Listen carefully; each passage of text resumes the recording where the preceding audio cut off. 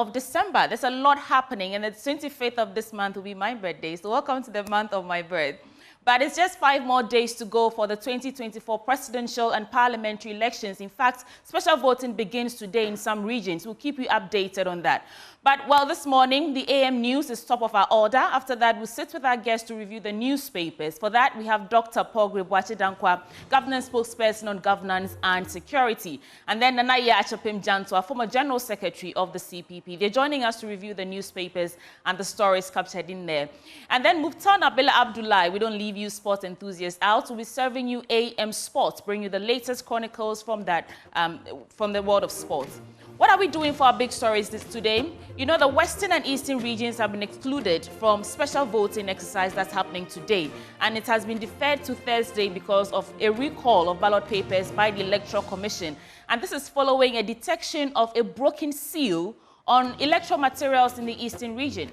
What are the implications for the readiness of the EC for December 7th in terms of the presidential and parliamentary elections? As some political parties express worry over the issue. We are live on the grounds this morning, bringing you in real time the happenings as the special voting exercise takes off. Get ready for a very comprehensive conversation this morning on the AM show. Also, we'll bring you an exclusive interview with one of Ghana's staunch politicians that you want to hear from. He was a stalwart of the National Democratic Congress. We'll bring you a conversation with Dr. Tony Aidoo. And Benjamin Akakpo is on that beat. You don't want to miss a thing. Folks, welcome aboard the AM show. As always, you are invited to join us with your comments and your thoughts, especially via social media. Across all platforms, we are Joy News on TV. Hopefully, when we open the phone lines at the tail end of the show, you get to have your say. My name is Sweetie Abochi. Let's start with the AM News now.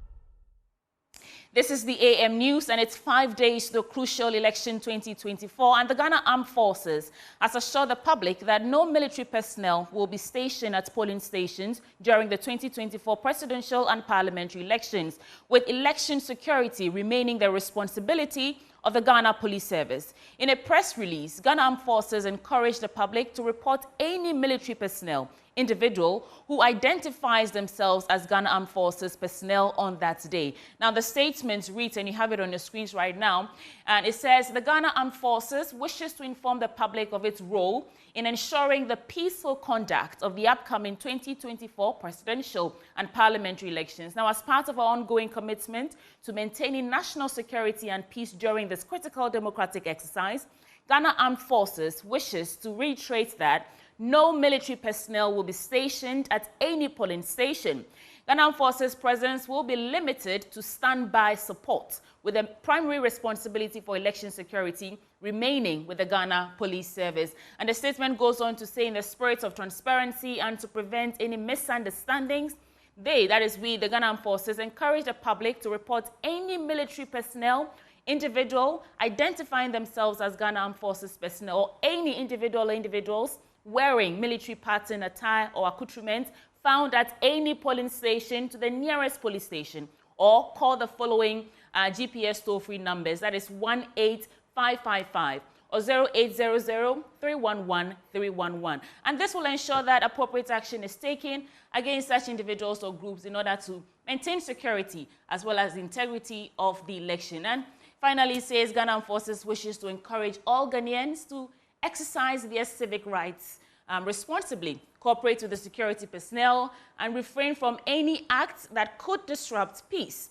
Ghana Armed Forces reiterates its commitment to safeguarding the stability and sovereignty of the nation whilst protecting the integrity of election processes.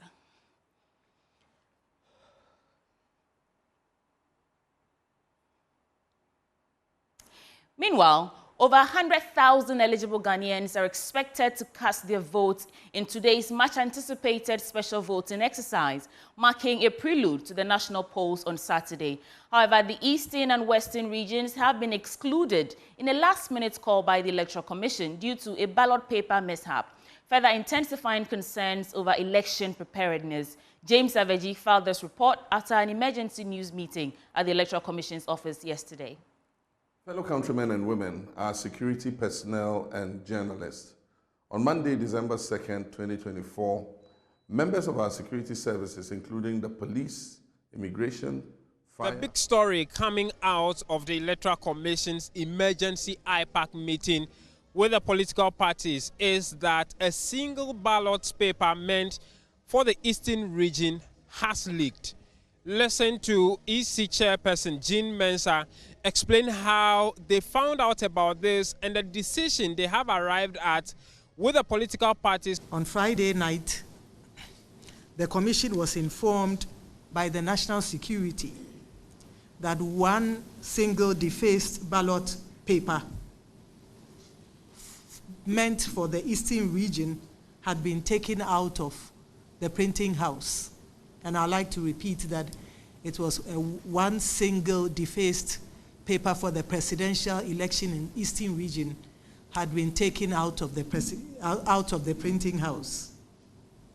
The printing was undertaken by the Checkpoint Limited, and as you know, supervised and observed by the National Investigation Bureau, the National Security, the police, as well as the agents of the political parties and staff of the EC. The Commission took the decision that in order to ensure and guarantee the integrity of the election in the Eastern region, the ballot papers for the Eastern region should be recalled and new ballot papers printed for the region. Additionally, it has been agreed by all the Commission and all the parties that because the printing house, Checkpoint, also printed ballot papers for the Western region, those ballot papers should also be recalled and printed. And I'd like to note that this was arrived at by the Commission and the political parties, and so there has been agreement here. It is important to note that in order to ensure the integrity of the ballot paper, the Commission will introduce new security features onto ballots that will be printed for the Eastern region and the Western region. In addition to that, the serial numbers for those ballots for the two regions would be revised. This is to ensure that there would be a marked difference between what has already gone and what has already been printed and what will be printed starting this evening. Consequently, special voting slated on December 2nd for both Eastern and Western regions have been suspended. In the light of the above, the special voting for the Eastern region and the Western regions would not take place tomorrow, Monday, the 2nd of December, as planned. The special voting for the two regions would now take place on Thursday, the 5th of December. Now, all political parties who took part in that meeting are united in the call for an immediate investigation into the matter. And because of that singular act of those people, you've had to put people who have made arrangement to cast their votes, to change their arrangement again.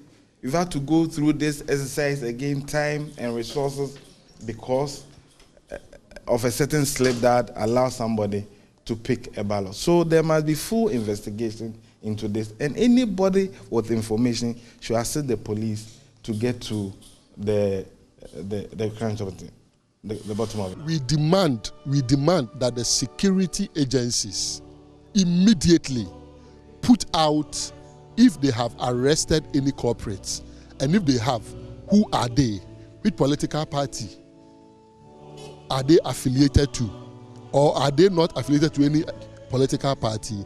We need to know. That is very critical. The National Security gave the report. We know the National Security are undertaking investigation. A question was asked whether has there been any arrest and have there been any interrogation, and so that hasn't been done, but we know that it is still within the ambit of the National Security.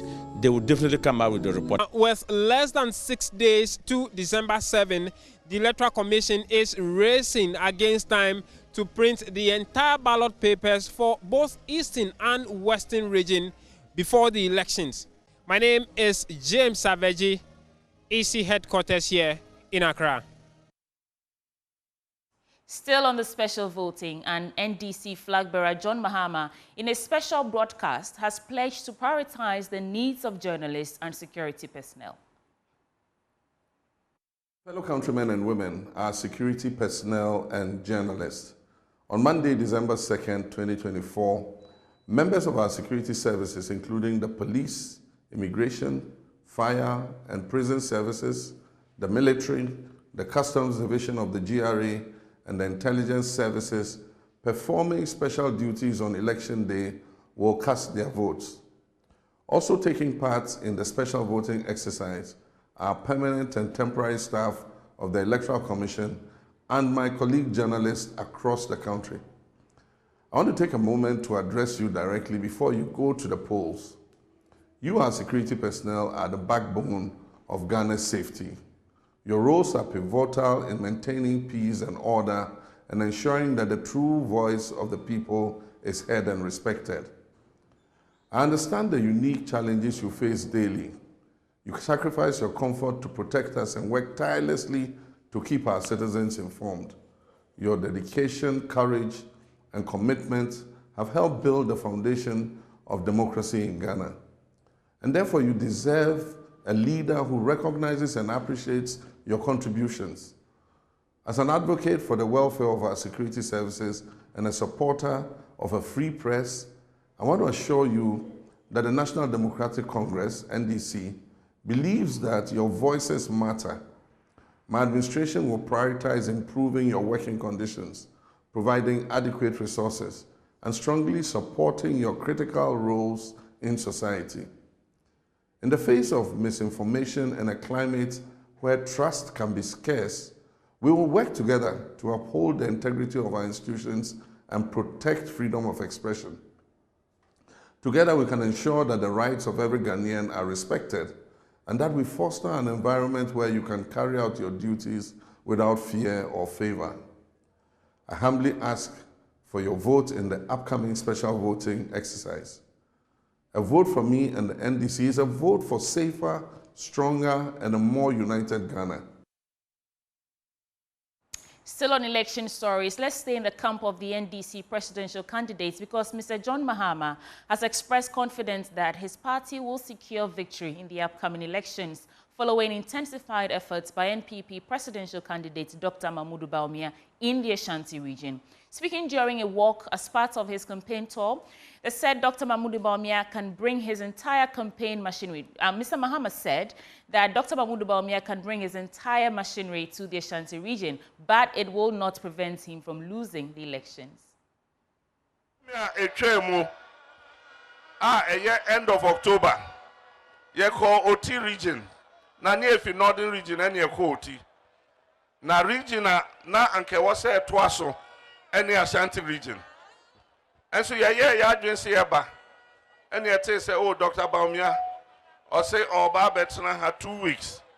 You say from 3rd to 18th. And you say, okay, and yes, you call Western North, you call Western, near Sambra Central. You baby, you know, not on no swear you call. If you say near Pesa, Yemianu Beshia, na Ebia BBAC.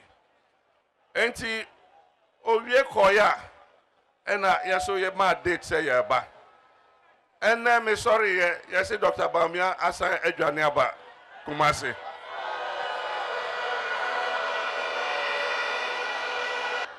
Opera, Uncle Sia, Madam Hajia Semira Emra, non to Nenkwada Nina Emra, no fa Nempa Emra, no men da asantimemu, or Kosoro Eba Foma, Abato Ayebetri, NDC Bedin Kun.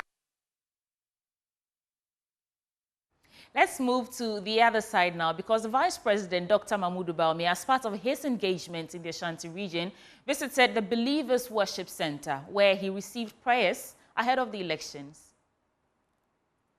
Yes. Yame Mobrohufo. Manya possible. Yes. Papa Tampa. Ma anya possible. Amen. Kongorong. What are the moody? Yes, Lord. Emma woman. Yes, repouch. Yes, repouch. Uncle Beya. Yame Mobrofo. Yes. Should I empire bonnet years? Nientimen Casa, Papa, yes. Yes, Lord.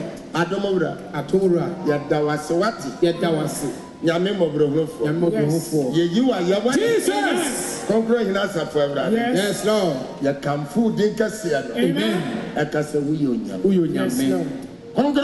Jesus. So, oh, Jesus, Lord. At the Sufra. Yes. Conquering. Yet you were no Yam. Amen. Yes, Lord. Jesus. I'm a singing. Yes. Papa, yes. Papa, one Christ. Oh, yes. Now, yes. Oh, yeah, Jesus. Okay, said in Jesus Christ. Yes.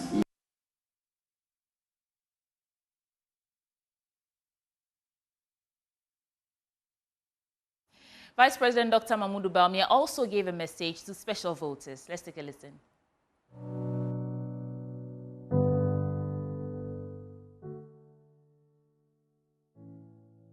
Hello, my beloved friends.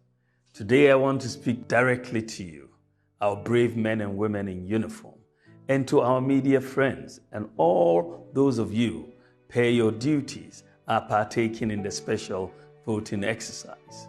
I come to you with a special appeal for your support and vote in this election. Your dedication has not gone unnoticed. We inherited a security sector facing numerous challenges, from internal disputes to a stretched, thin workforce. The need for comprehensive reform was clear.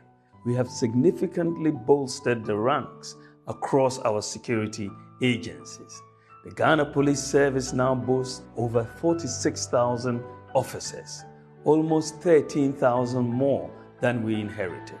The Fire Service personnel count has doubled to 15,000. Our Prison Service and Immigration Service have seen similar growth in numbers. We have massively upgraded your tools and infrastructure.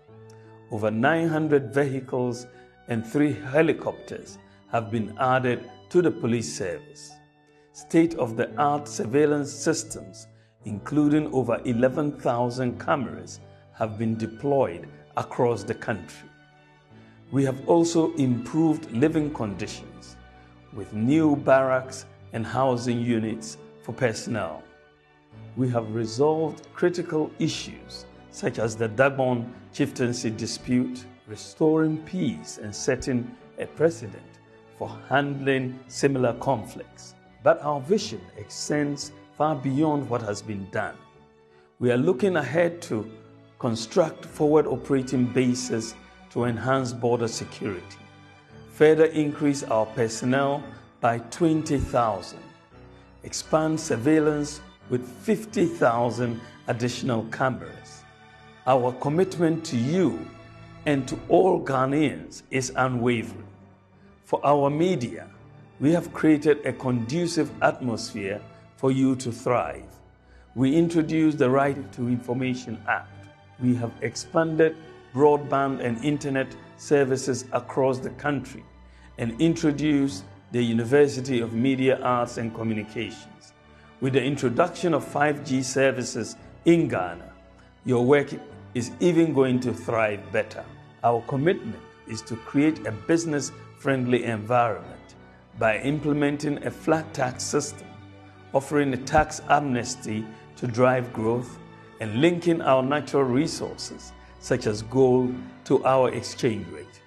We will enable the private sector to lead the way in building our infrastructure.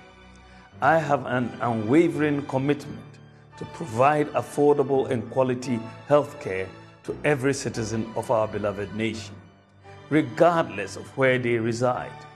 Unlike my opponent, I will complete all the Agenda 111 hospitals. Well, in other stories, the founder and leader of Darul Tawhid Institute in Tamale, Dr. Abudu Jana Ibn Basa, has announced a 3-day fasting and prayer for peace ahead of the general elections. He said with the hate speech being churned out by politicians, there is the need for Ghanaians to seek God in prayer for peace. The religious leader made these remarks at a peace dialogue and first-time voter engagement held in Tamale. Yes, more. Dialogue and first-time voter engagements on the theme exploring the intersection of faith, culture and national development was to engage the youth on the need to embrace peace going into the December elections. Speaking to the media after the engagement, the founder and leader of the Dura Tawhid Institute in Tamale, Dr. Abudujana Ibn Basha, urged Muslims to commence fasting and prayers from the 4th of December to the 3rd for a peaceful election and the victory of the NDC. He also urged his fellow Islamic scholars to desist from asking Muslims to vote for a Muslim. We should start 3-day fasting. We should fast 3 days. That's on the 4th, on the 5th, and also on the 6th, so that Allah Almighty would help us achieve what we want, and that is by making President Muhammad the next president of the Republic of Ghana. I, as a religious person, I also try to engage some communities, at least the youth and first-time voters, to encourage them, to tell them the necessary or the importance of change in this particular regime that we are into. We are talking about the nation. We are not talking about religion. Muslims should not bring that discrimination. We shouldn't create something we can continue with. If Muslims are saying we should only stand by Muslim, what would they say if Christians would also say they should stand by their fellow brother who is Christian? When would Muslim have a position in Ghana? If we are going to go by religion and not competence and capability. So I'm advising my Muslim brothers and especially Islamic scholars to stay away from that thing. No one would use Quran or Sharia law to rule Ghana. The National Vice Chairperson of the NDC, Rauf Abdul Khalid, said the NDC has brought development to the northern region anytime it's in government than any other government, and urged the masses to vote the NDC. In Tamale, including Upper East and all the northern regions up north here, electricity in the north was being rationed. Load shedding was being shared among us.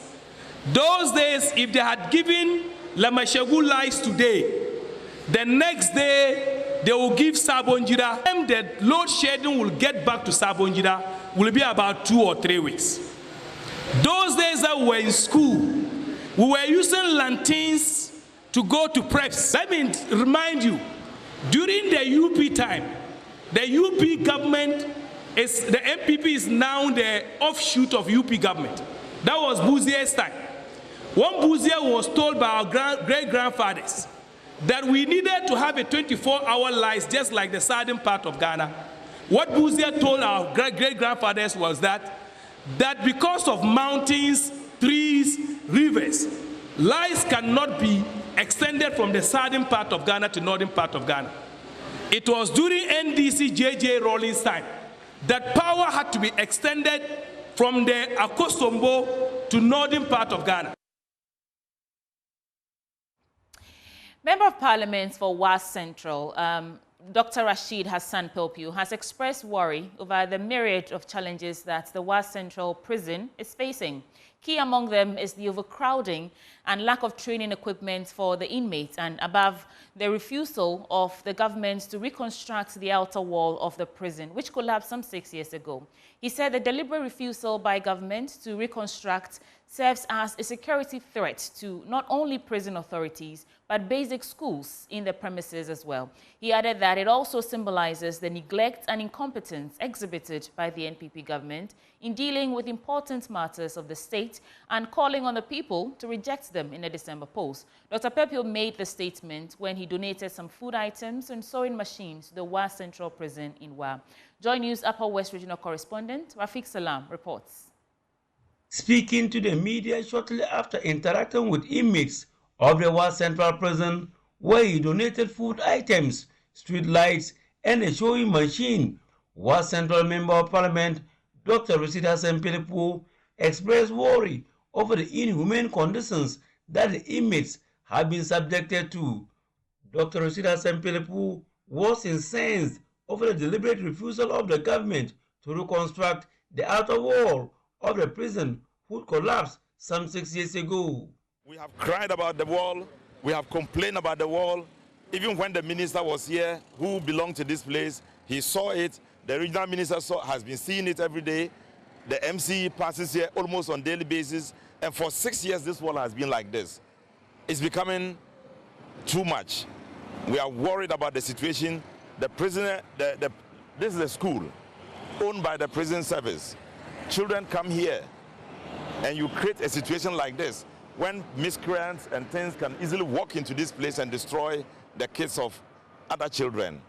This wall is also not just protecting the prisons, but it's also protecting the school.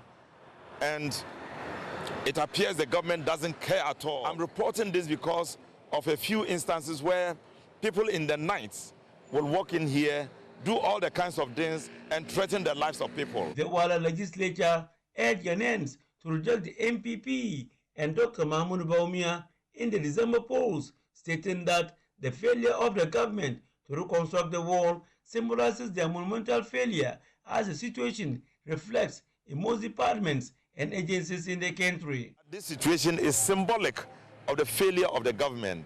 It symbolizes the whole failure of the government from day one to the point of their exit at this very moment. That they have failed in their social contract with the people, they have failed the schools, they failed the prison services, they failed the fire services people. Yesterday I was at a fire service and I was aggrieved about what I saw. Sitting on broken chairs, doors are locked, they can't even do that. At one point we went to the ambulance service, no lights. The lights are, they can't pay for their electricity bill. I mean, everything is broken down. And it symbolizes the situation you find all over the country. That things are broken down and we can't continue to have the situation like this. It's the reason we are calling on people to make a choice on the 2nd December and on the 7th December 2024. That ends our election stories, taking us into our business updates now with Benjamin Akapo.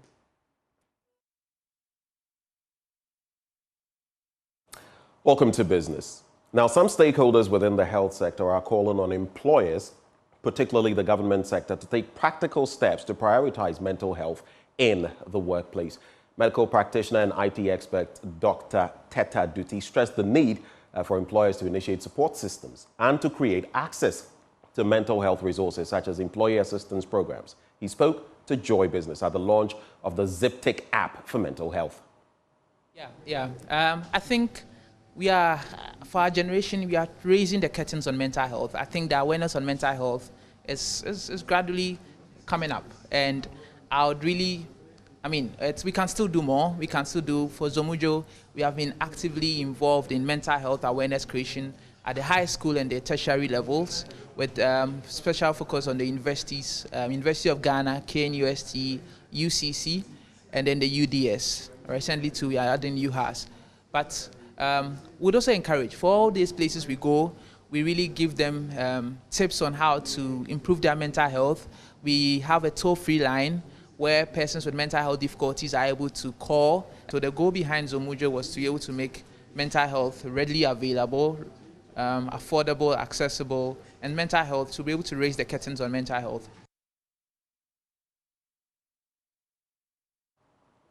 Now, the global campaign to end gender-based violence continues in Ghana with activities across the country to mark the 16 days of activism against gender-based violence under the theme Unite to End Violence Against Women and Girls, as stakeholders in the Central Region are intensifying their efforts to raise awareness about this issue. There's more in this report by Central Regional Correspondent Erica Santi. Now, an area like where we have our fruits, the pineapple, the cashew nut that they talked about, the mangoes.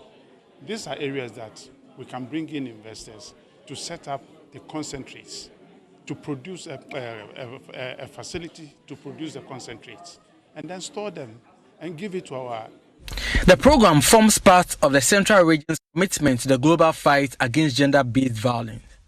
At Ebrim Esiam in the Commander Edna Iguafo municipality, the Central Regional Director of the Department of Gender, Madam Richlav Amamu, also known as Madam Awochu Ajagba II, led a sensitization program under the auspices of the UNFPA and the Central Regional Coordinating Council to educate community members on the various forms of gender-based violence. We all know that women face all forms of violence at home, at the workplace, in school, in public spaces, and even online. So we think it is time we create awareness. The problem we have in this community is, parental neglect, but it's coming from the men. Single parenting is very high here. Because they are matrilineal inheritance. So most of the men don't want to take responsibility in this community. So that is what we had. And we are working on it. We are speaking to them to be responsible. So the chief and the elders of the community have pledged today to support the department achieve its agenda in the community. The chief of Abokuma, Inyan Esiam, Nana Maka, commended the Gender Ministry for the education and urged the youth to report issues of gender violence to the appropriate authority. I'm very, very impressed about the education that they have given us.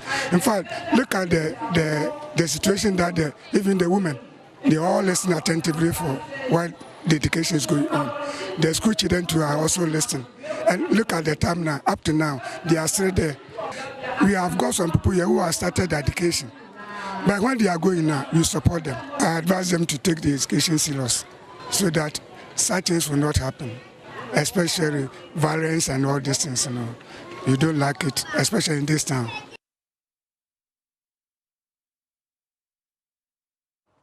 And that's it for our business updates. That last story, though, was outside of business. We're using it to cap off the news this morning. Hand it over back to Sweetie Abochi. Thank you, Ben. It's Monday. Let's get ready to get into our news review segment. Our guest joining us this morning, Nanaya Chapim Jantua, former General Secretary of the CPP, and Dr. Paul Grebwachidankwa, and he speaks for government in terms of governance and security. We're back in a bit. Please stay.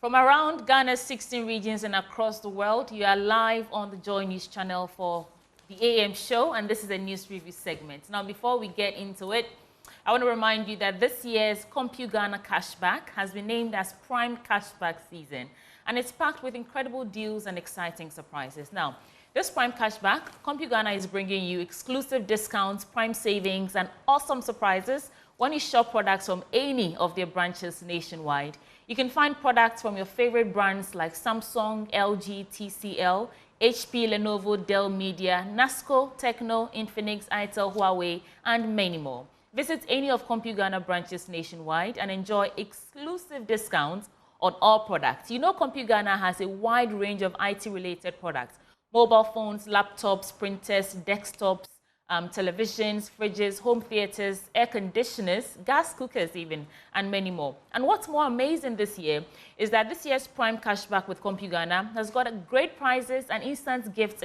and cash prizes for your shopping experience. So when you shop at CompuGhana, be on the lookout for the surprise team.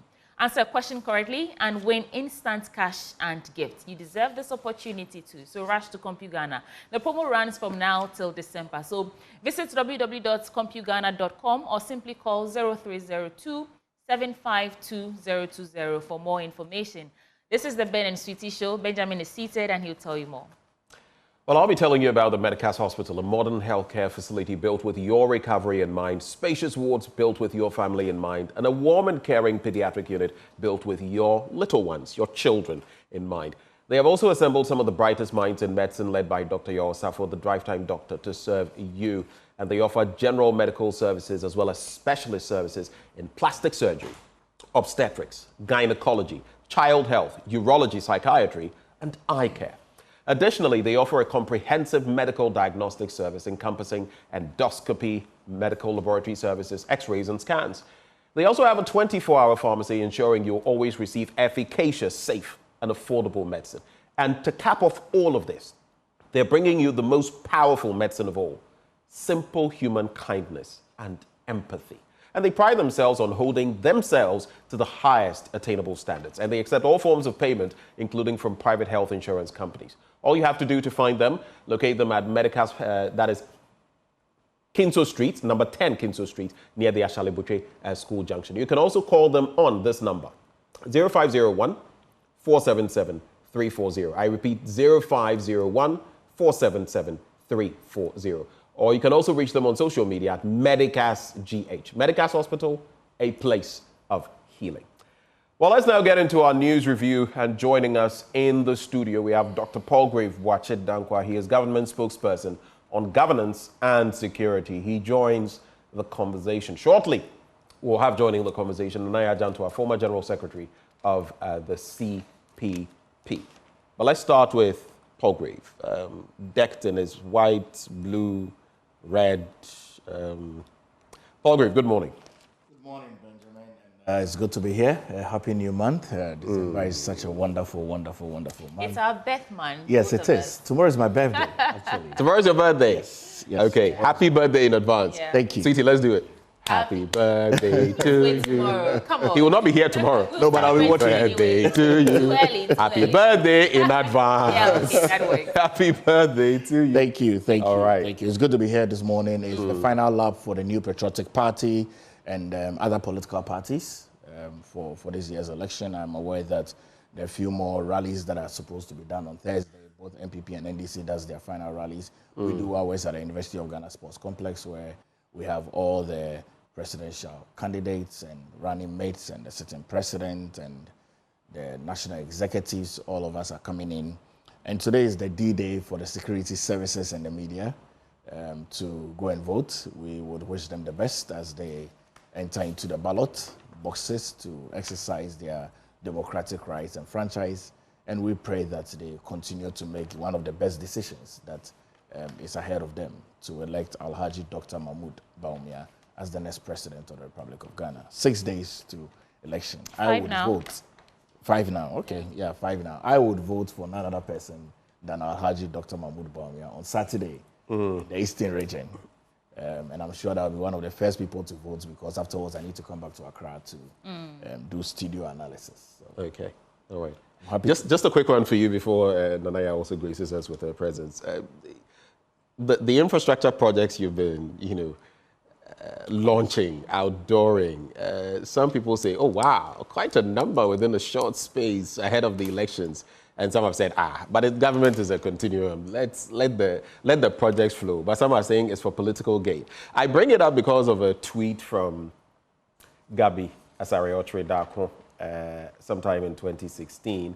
And I just want to read it out for you from back then. I could summarize in thought, but maybe I'll just look for it and read it out. He talks about, the fact that the election then in 2016 was about corruption, unemployment, and stuff like that, and that it was about change, not interchange. In other words, change, not infrastructure projects. It's interesting how time catches up, huh? Well, it's interesting how time catches up. It's interesting how development must be brought to the Ghanaian people. It's interesting how, for me, I'm aware that the governance of a particular regime is a 4-year tenure. Right. And so I don't find any problem at all with the commissioning of projects, especially when those projects are completed. Right. Because I'm aware that President Nana Dankwa Akufo-Addo has been commissioning since 2021 of the second term, commissioned in 2022, commissioned in 2023, and obviously commissioning in 2024. So the rate of commissioning there have been. No, I mean it's the rate of the completion of the work. The rate of commissioning has been. He inaugurated the rise is through the roof. Obechebi Lante interchange project, phase 2 and all. Very, very beautiful. Hey. I'm aware that the overpass of Tema Motorway as well is going to be commissioned this week. It's the completion of work. I mean, it doesn't take a day to complete a work. If it takes a year or two and it's done, we must commend the sitting government for using the taxpayers' money well. You can say the projects are flowing at the right time. At the right place. Well, it's 5 days to go. I've just glanced through the daily graphic and it's all election-related stories. I mean, it's the season, so it calls for that. But let's start. I want to get into the daily graphic. On the front page, special voting in Eastern and Western region rescheduled. Exercise to go ahead in 14 other regions. And 20 facilities begin free dialysis treatment today. Remember, the date that was given was yesterday, the 1st. So obviously, today being a Monday starts all that. Towards Saturday's general election, 2 religious leaders urge moderation, peace. And President begins Greater Accra Thank You Tour, urges electorate to keep faith with the NPP. These are stories on the front page. Let's start with the special voting in Eastern and Western region rescheduled. Now, the Electoral Commission has rescheduled the special voting exercise for the Eastern and Western regions from today to Thursday, December 5th, due to the recall of printed ballot papers for the 2 regions. Reprinting of ballot papers for the 2 regions was scheduled to commence last night, and the recall of the ballot papers for the 2 regions were sanctioned by the EC in consultation with Inter-Party Advice, that's the IPAC, after it was detected that a single defaced ballot paper earmarked for destruction had found its way out of the Checkpoint Limited printing house, according to the EC. The question I have is, would we rather not know about these things? I've seen a lot of commentary coming in, reactions pouring in about why the EC is slipping. This is not a pardonable, this is not a mistake that the EC should be making at this time. But would we rather not detect these anomalies or these faults and fix them before we go into the polls? Let's put a pin in that and let me do some other stories and I'll come back to you. Now, Biden's long-awaited Africa trip starts with Angola. We're happy to have him here in Africa. Let's see what news he brings. And towards Saturday's general election, 2 religious leaders urge moderation and peace. 20 facilities begin free dialysis treatments today. If you fall in that category, please take note. 20 health facilities spread across the country will from today provide free dialysis treatments to patients with kidney issues. And this follows the successful pilot of the gesture over the last 6 months, the National Health Insurance Authority has announced. And the free dialysis treatment is expected to benefit about 1,200 patients nationwide. I remember we had that interview with Dr. Da Costa Abuaji, and he mentioned that it will be sustainable even up to 10 years. And they've done some studies or analysis to prove that. With all things being equal, with all things held constant. Right. So 362 young people presented with Head of State awards. Institute of Directors induct 127 into membership. But there was a story I'm looking for about ghost names on our payroll. And now I think this has been going on for so long that, right, there it is. So eradicating ghost names from government payroll is shared responsibility. The Fair Wages and Salaries Commission has urged public institutions to continue to improve their systems to help sanitize the government's payroll structure and completely remove non-existent workers from the payroll. Looks like they're calling on all of us to actively participate in doing that. On the back page, Hats Thump Ghana Immigration FC. Legon City is dumped out of MTN FA Cup. And then still on the MTN FA Cup, Dreams FC secured narrow win over Hearts of Lions. These are some stories in here that we can reflect on quickly. I'll start with you, Dr. Agwe Wachidankwa, and then we'll usher in Anaya Chapim Janswa. So, Sweetie, how are you? Okay, Doc. Sweetie, I am very concerned about the Electoral Commission. Yeah. And particularly with the consistency of ballot papers withdrawal from polling stations or constituencies that it has been deployed, and the calling of all political parties to come and observe the destruction of ballot papers, and the fact that today is a very important day for the security services and the media, and the rationale behind it is that on the day of election, these persons are frontline workers, as we know it, and so they must be given time to vote. Eastern Region would vote on Thursday. Yeah. Western Region would vote on Thursday, and suppose that there are security personnel and media personnel who must be deployed beyond their regions of voting.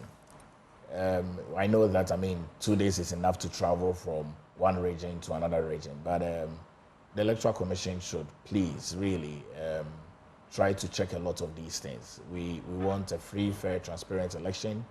We, the New Patriotic Party, want to win this election. We have campaigned very well. We've worked very hard. We don't want any last-minute issues. And my real concern as well is that I hope that on the 7th of December we don't have other places not voting, and also rescheduling to maybe the 8th or the 9th. We don't want a lot of delays with the decision of the Ghanaian people. And for me, I think that the Electoral Commission should look into this. They mentioned that there were some national security issues that came up, and so for that reason they needed to recall. Like I've also always stated, it's very simple. We write examinations in this country. We have printing presses that print our examination papers. If there are issues with the exam questions, the papers do not even come out. And so I have a concern that ballot papers are printed, it's come out to Electoral Commission deploys that, Electoral Commission later on finds out that there are issues with the ballot papers, recall that, goes to reprint and all of that. Look, we're in a very serious time.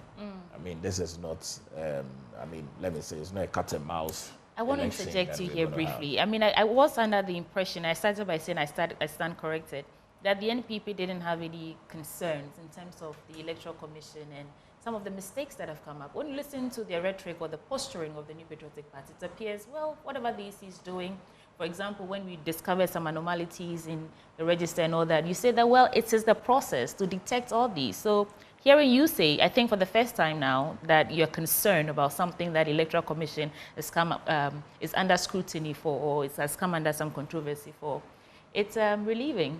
No, and if I may add, I think only yesterday Evans Nimako was speaking on this matter, and the rhetoric was still like, we don't really have issues with the process. No, I think if I heard Evans well, one of the things that he stated was that if persons have been involved in trying to discredit those ballot papers from the print house and arrests have been made, those persons should be made to face the full records of the law. Right. And I think that, as a political party, we've had concerns, and those concerns have been made very loud and clear. If those concerns have not been made loud and clear, then it means that the situations are very different. But I state very clearly that this is a very important election. We don't want to be. We haven't seen this. Since 1992, we haven't seen this. And so, Madame Jane Mensah, please, we really, Jean Mensah. Oh, yeah, Jean Mensah. Jean. No Jane. Oh, not Jane. Jean. Oh, like German Jean. Yeah, Jean. Oh, Jean. Okay, I didn't know that. Okay, Madame Jean. All right. Madame Jane Mensah. Let's say pronounce it in English. Madame Jane Mensah, please, with the rest of the electoral commissioners. We don't want the 7th of December election. We don't want any place in this country. We don't want any constituency, any polling station not voting on that 7th of December. We want everybody to vote on the 7th of December. We don't want anyone voting on the 8th. We don't want anyone voting on the 9th. We don't want anyone voting on the 10th. All elections must be held on the 7th, please. All right, but points noted. I think, Nanaya, if you would like to skip your opening remarks so we can just delve into those bits. For us media people, we're also pleading with the EC to ensure that everything happens on cue. Now we have an extra day, Thursday, to look at. But also Saturday, like he started. Let us have it on the 7th, else for us to, it becomes another hurdle. If voting goes into other days, that's a lot to look at. For me, on that issue, I don't know whether you want to take a swipe at it. Locks getting broken, I find it a bit curious. It's not like it's never happened before, but these happenings take away something. We had the voter and a Ahafo situation with ballots. Now, Eastern and Western not going. Like Paul Graves said, since 1992, I've not seen some of these incidents where special voting and some regions have to be voting on some other day. And the last thing, who pays for these ballots? Ordinary taxpayers. What's your take? Why are we surprised? Let me say good morning to your viewers and good morning to Ghana. I would say that we should have peace. And this is what I was saying. When they did the peace, the pact, I was surprised EC didn't also sign the peace pact. You was surprised? Yes. That what? EC did not, the electoral commissioner, the chairman, did not also sign the peace pact. Because these are some of the things that will bring controversy. And it brings questions, and it also questions the credibility of the process. Because everybody knows that the special voting is done on a day. Then we wait for maybe 5 days, then we do the actual voting. Now, special voting has been divided into two because of ballot papers not being right. I think that Jean has disappointed all of us. Normally, for me, when a woman is in charge, I admire it, I like it. I mean, it's something, but she's a complete disappointment. This morning, I heard her at her press conference, she was even fumbling, mixing printing house with media house. This shows somebody who is totally confused. Oh, but those mistakes. No, please. Let's be fair. When it comes to the real processes of the Electoral Commission and what they do, you can rail at her, but for a slip of tongue about. No, you don't slip. You see, it means you read it. Please, you're a media person. I am. We learn communication in school, and we learn communication, oral, verbal, body language, everything. She was fumbling. Even if you are not there, you could see this as a person who is everywhere. Do you understand? And it is possible that she has not been hands-on for a very long time, because most times you go to IPAC, it is Bossman who is there. Things that she has to come and talk about, it is Tete. She is the electoral commissioner, the chairman. For Christ's sake, we don't want any confusion. We don't want voting to be extended into another day. I mean, seriously speaking, this is unforgivable. I believe that we should go for Afarijan to come and be a consultant to help them. Seriously, we should consider, government should consider bringing on board Afarijan. You get it? He's done it so well. He's did it for a long time. He's at home, just as a consultant. Seriously, because what is happening is not beautiful. So as you sit here, just a quick one, because we have to get into other stories. Yeah. As you sit here, you don't have confidence in the EC. You can't have a 100% system, but how much confidence do you have in the EC? The mistakes are one too many. When we're having the limited registration, you remember the same thing happened. When we were having the district level elections, the same thing happened. We thought by now they would have, done well, learned lessons and all that. But now look at what is going on. So on a scale of 1 to 10, what's your confidence level in the EC? Oh, 4. 4? Yes. 40%? Yeah, 40. Even that one, I'm being magnanimous because she's a woman. Seriously, because, this thing that is going on, it is not there. But give me a little time, just a few minutes, to talk about this dialysis thing. My pen has fallen. You talk about this dialysis thing. They said 1,200. How many people are on dialysis? How many people have kidney disease? Before we start this, we need to have a better database statistics. But all of that has been taken into consideration. No, they but may they not said, have foolproof data, but they've engaged the association, they've engaged the so the whole hospitals, of Ghana is 1,200. They've come out with these figures. It may be a work in progress, but at least something has been said. No, but I'm just saying that the whole of this country is there 1,200 that we have. No, I mean, we need to talk about it. Because every Ghanaian is a Ghanaian. So if you are doing it free, do it free for everybody. Do you get me? I guess it is about those lists they are given, right? I've seen Tamale Hospital, or have they bought machines for these hospitals? Because I know that they come to Konfanochi to do dialysis. So let me read this portion from the Daily Guide. It says, the NHI also announced the official commencement of the National Free Dialysis Program on December 1. And it says, all participating facilities have received letters of commencement, ensuring the smooth implementation of this critical service. Of the 40 facilities involved, 20 are ready 40 facilities involved, 20 are ready to start providing free dialysis services on December 1, while the others are still preparing to come on board. This initiative follows a successful 6-month pilot phase and is set to benefit approximately 1,200 I know all that. patients I'm asking nationwide. No, you asked me. I'm giving you the details. No, I've read it. I've read this. 1,200 nationwide. I've read so this. So those are the answers. I've read everything. But I'm saying that Tamale Teaching Hospital, do they have a dialysis center? I know when Dr.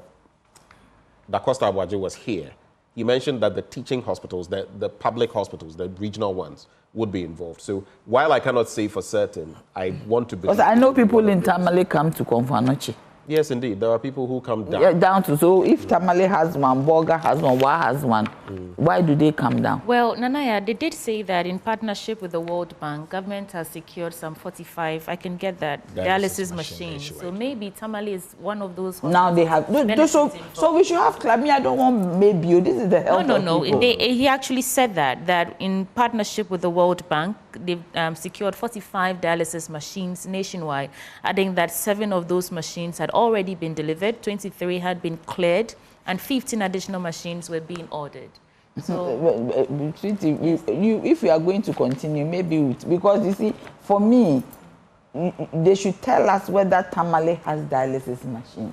Okay, we can confirm. Yeah, because if you have procured, because I know Kolebu, they procure some dialysis machines for Kolebu, and about 30 of them, some have come. So out of the 45, how many is for Kolebu? How many is for where? And if you have only 2 machines, granted 2 machines at Tamale Teaching Hospital, how would that be enough? Because I mentioned earlier that as you are doing this, the most critical thing are the machines that you are going to use. It's not the free. Some centers don't have machines adequate. Do you get me?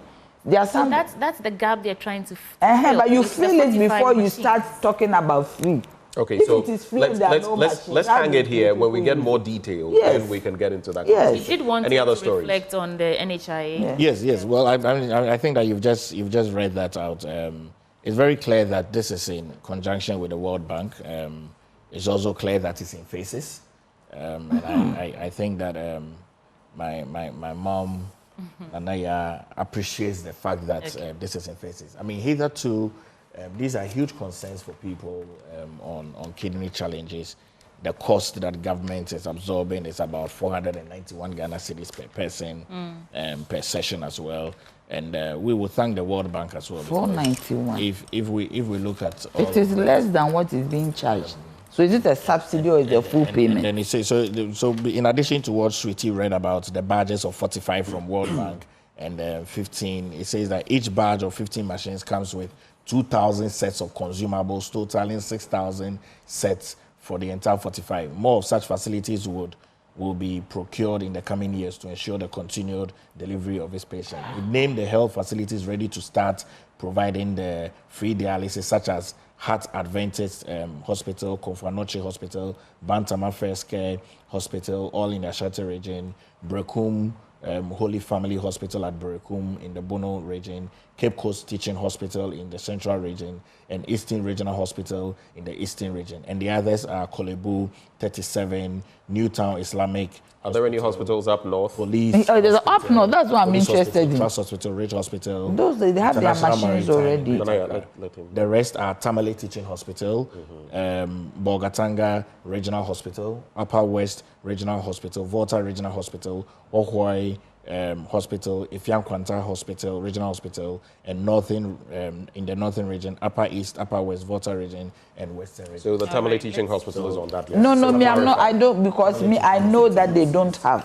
All right. Let's move on to other stories. Man 63 convicted of manslaughter in Chikata sues LPG flag bearer. I know the story is here, so I'll leave it to you. Let's get into your paper, Doc.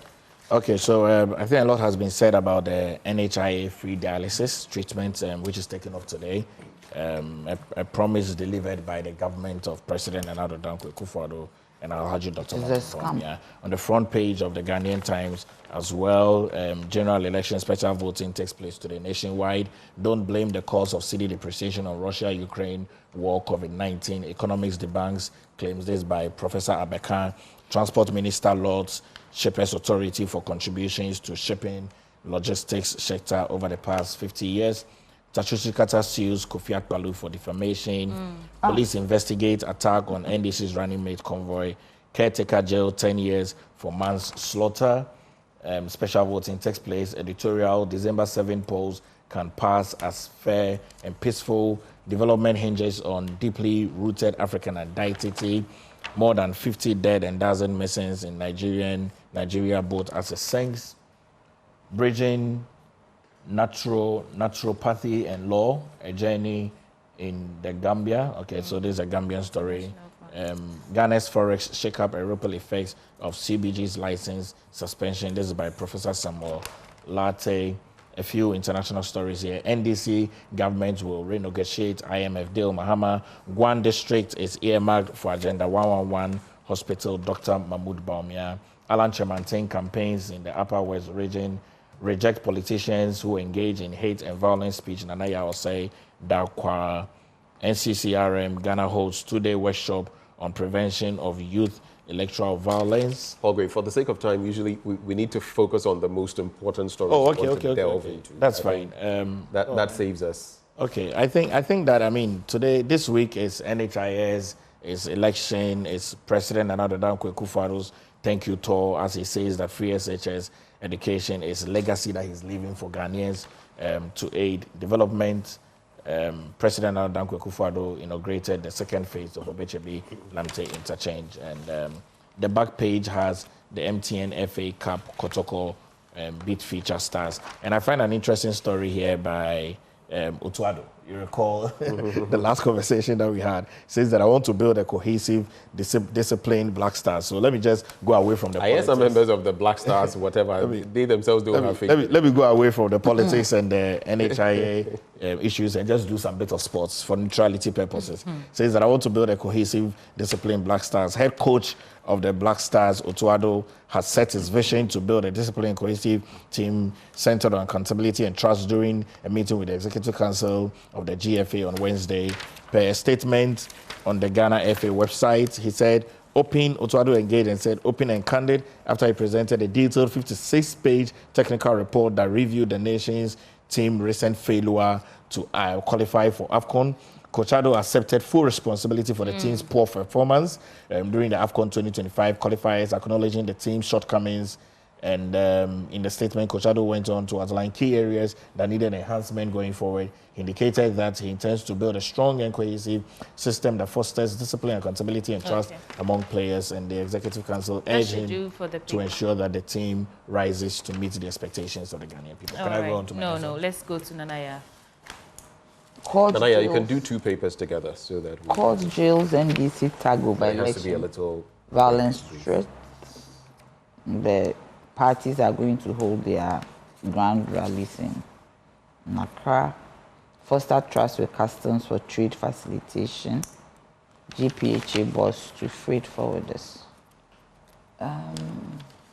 We've talked about the dialysis. Okay. Jubilee oil field output drops to 89,000 over government's index. There's an interesting, if you just flip back. Which one? I saw pain, no, you're already there. I just saw that story. I saw pain, struggle, and hopelessness. Cheddar highlights poverty on campaign trail. Okay, I saw pain, struggle, and hopeless. Cheddar highlights on campaign trail. I don't know whether Paul Grace has seen that on the campaign trail. Urges Ghanaians to reject divisive prophecies ahead of 2024 elections. Jospon Group joins Chief Imam for Thanksgiving. I've talked about this already. Health benefits of watermelon. Mahama pledges Farmer Service Center improve trade facilities in a draft. Doc, let's let Nanaya do her paper, please. Doc was pointing to Baumia's story there for Nanaya. These two, oh no. You didn't do the story about Baumia.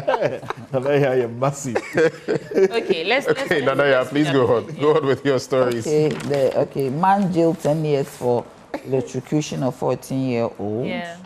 That's a serious. No, but there were a lot of stories on the front page. We have time. We need to make it fast. So, okay, there's one, the Eastern Region, Baumia, Titans, NPP. No, we have to do it fast and. We are seven. Nanaya, do your stories and let's. That's. Wins Man of the Year at Emmy Africa Awards. Insurance penetration rates hover around. That's a bit. You know, Ghana, we only do car insurance. We forget about properties and all that. I think there's a need. I haven't read it, but I think there's a need for us to go beyond just, insuring our vehicles, but also look at our properties. Okay. Especially shop owners. Especially shop owners, yeah. I was thinking about this lady. Omotola survives gallbladder surgery. Okay. She wasn't well. Is there an IMF story there? Which one is it? There's an IMF story by one prof assuming. What does the headline say? It talks about government doing some vandalist Ghana suspend trip over alleged vehicle theft. Jospon, Zoom Lion walk for peace and win souls. Okay, that's a good one. Zoom Lion. We should all do that, winning souls for Christ. Where we'll go after here is very, very, very important. China jails journalists on spy charges. Georgia president calls for new election. Okay. Ghanaians, your votes matter.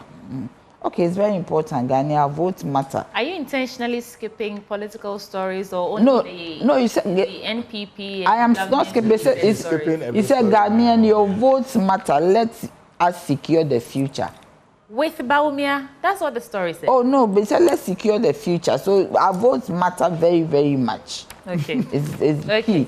We know we are done. NHIS announces this one. I have issues with it, but this dialysis thing, it is incoherent. Things are not this thing. Okay, oral vaccine is a good one. Is it in? Yes, Ghana Health Service rolls out oral cholera vaccine. Okay. Africa's incoming WHO regional. I wish we could regional. get more details in terms of where to access it. That's an important story. So I should do it. Yeah, let's do that. The Ghana Health Service has officially launched the oral cholera vaccine as part of the strategic initiative to curb the spread of cholera in the country. The intervention follows the recent outbreak that has claimed 21 lives, with the central region, particularly Ewutu Senya East, identified as the hotspot. The vaccination campaign will begin today, Saturday. So it's a campaign in the Ewutu Senya East, targeting the sub-districts within the region. A phased rollout strategy will involve vaccination teams visiting homes. Okay. All right. So they'll come home. Social events. Yeah. So it's widespread. They'll visit everywhere. All right. Africa's incoming WHO regional director dies at 55. Wow. Yeah, that's a sad one. Followed that story. Yeah. 2024 FIFA Best Nominee announced. Leicester City appoints new manager Van Dijk, Thomas Partey, Mrs. First Premier Ghana. anyway. So it is done. So that's it for you. That for you. Okay. So I'm going to blaze through my papers. I'll just give you the headlines because some of the stories have been looked at.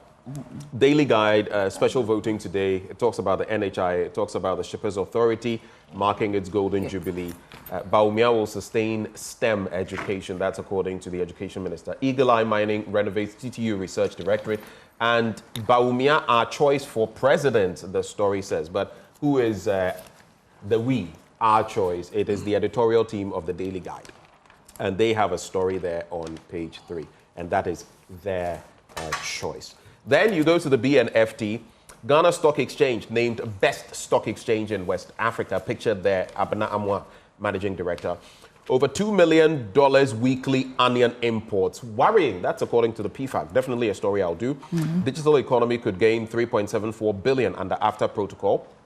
MPC extends inflation target horizon amid persistent price pressures. Let me just quickly do the story on PFAC. So the Ghana imports 70% of its onions, costing some $2 million on a weekly basis. From where?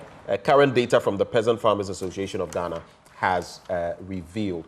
And then the Ghanaian publisher Natoshi fires up NPP supporters ahead of polls. Lydia Al-Hassan refutes UG arrest allegation. And EC suspends special voting in 2 regions. I want to leave you with this.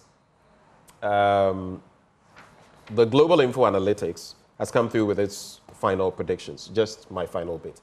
JDM projected to get 52.2%, Dr. Mahmoud Baumia 41.4%, Alan 2.5%, Nana Kwame Bediako 3%, others 0.9%. Your reflections. Quickly, we have to go. You're talking all? Yes, starting with you. Oh, but that one, it's done. Once it is said, that is what, has come out. For me, the most important thing is vigilance at the polling station. That is for me, as a politician and going through, somebody who's gone through elections, vigilance at the polling station. Okay. And that is what will win as the change that we need. Dr. Paul, we're watching Uncle. Surveys, polls, they are good. But when one is tweaked towards the agenda of a political party, it defies all the theories that we know about surveys and research and polls. But I know that on the 7th... Global Info has come out with its final prediction. Have you seen one from Professor Smart? I have seen one. So you've seen one? Yes, of course. Okay, what is he saying? Oh, Professor Smart gives Dr. Mahmoud Baumia a 49.1. And no, this is the final prediction. That was a projection made earlier.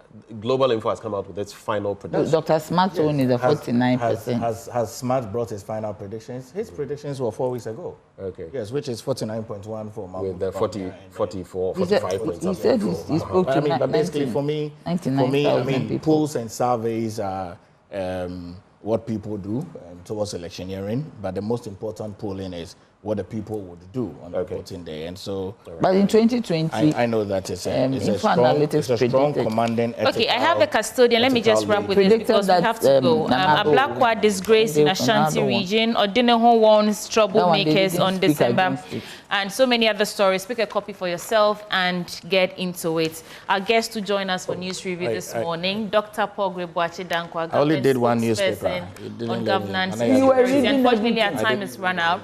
Nanaya Achapim Jantwa is former General Secretary of the CPP. Of course, Benjamin and I were here, well represented. Stay for sports. Mukhtar Nabil Abdullah brings you the latest chronicles in the world of sports.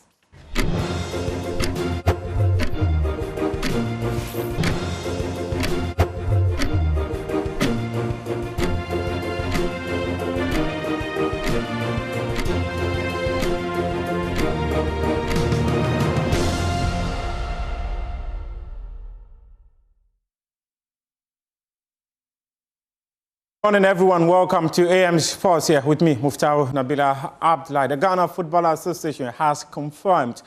Joy Sports report that the future of Otto Addo remains undecided.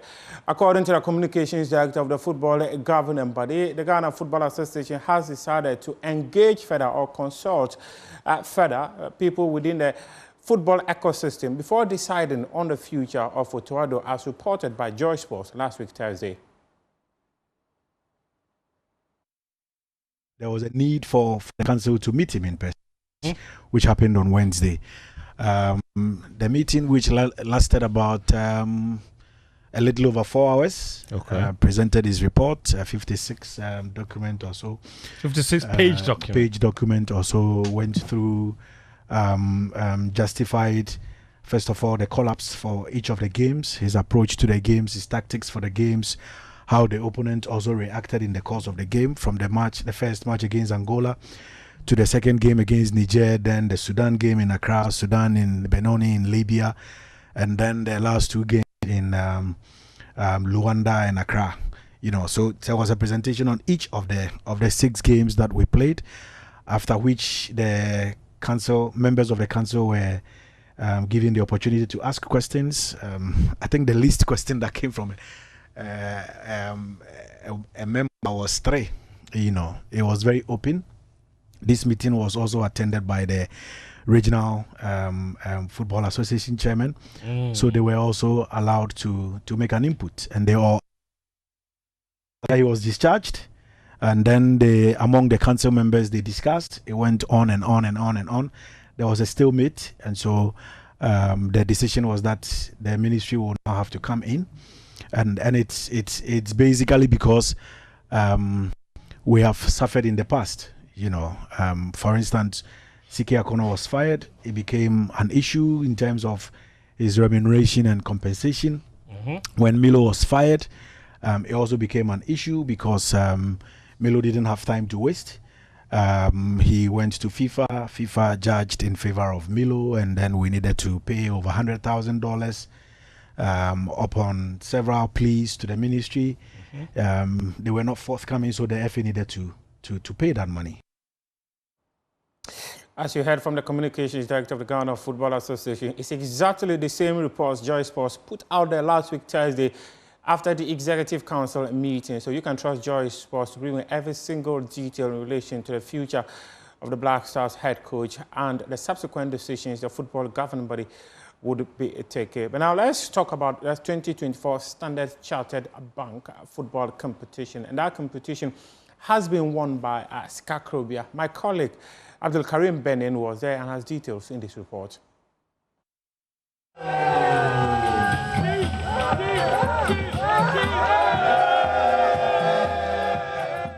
The 2024 Standard Chartered Cup, which was exclusively for Standard Chartered Bank Ghana clients, featured 8 teams divided into 2 groups.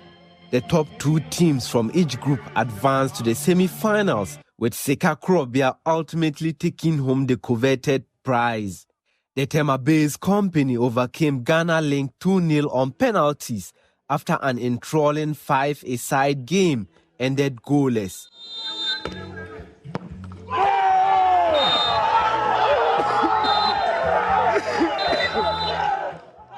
They took home medals, a giant trophy, and most importantly, a ticket for 7 members of the team to watch a Liverpool home game at Anfield, including a tour of the famous football stadium. Ibrahim Ndali was instrumental in Skakrobia's triumph. This is our first time to go and visit Anfield. We are really happy and we did good games. And alhamdulillah that we got the final. Inshallah, we are waiting now to go and visit UK. The tournament and trip to Anfield are made possible courtesy of Standard Chartered Bank's partnership with Liverpool. Here's Asiedua Adai, Head of Corporate Affairs, Brand and Marketing at Standard Chartered Bank Ghana, explaining the details of the trip to Anfield. So last year we had what we call the SC Trophy, but this year we are having the SC Cup. And so with the SC Cup, you go to Anfield, you watch a game, you watch a Liverpool game, you get other things like a stadium tour of Anfield. And then, yes, obviously they also got authentic Liverpool souvenirs today as their prizes. And so going forward, you'll be seeing us run a lot more of the SC Cup. So when will we be seeing them going to Anfield? So they'll get to choose, which is great, right? So they get to choose any match of their choice, any home game match of their choice, and any day. So it could even be next month, but it's really up to the winning team to choose.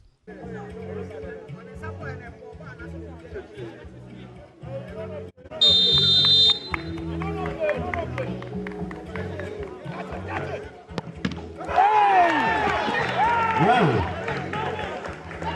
go keeper.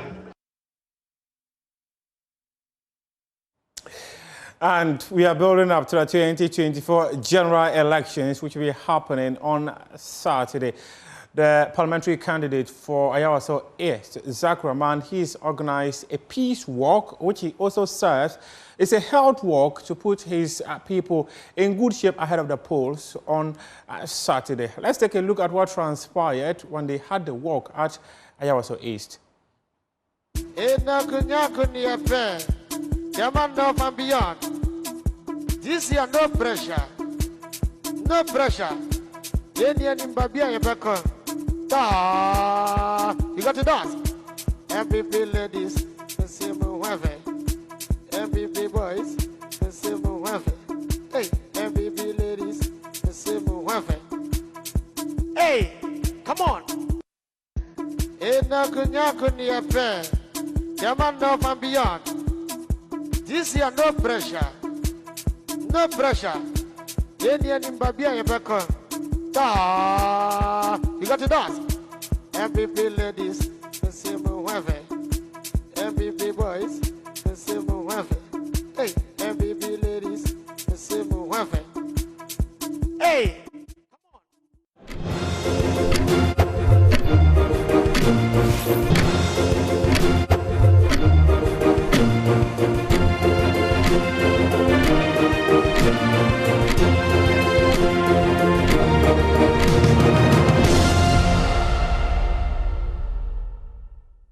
It's AM exclusive. My name is Benjamin Akakpo. It's a pleasure to bring you another installment. And the man I'm about to speak to today, he is the son of a die-hard CPP man. Yes, his father was a die-hard CPP man, but he ended up working extensively with the National Democratic Congress.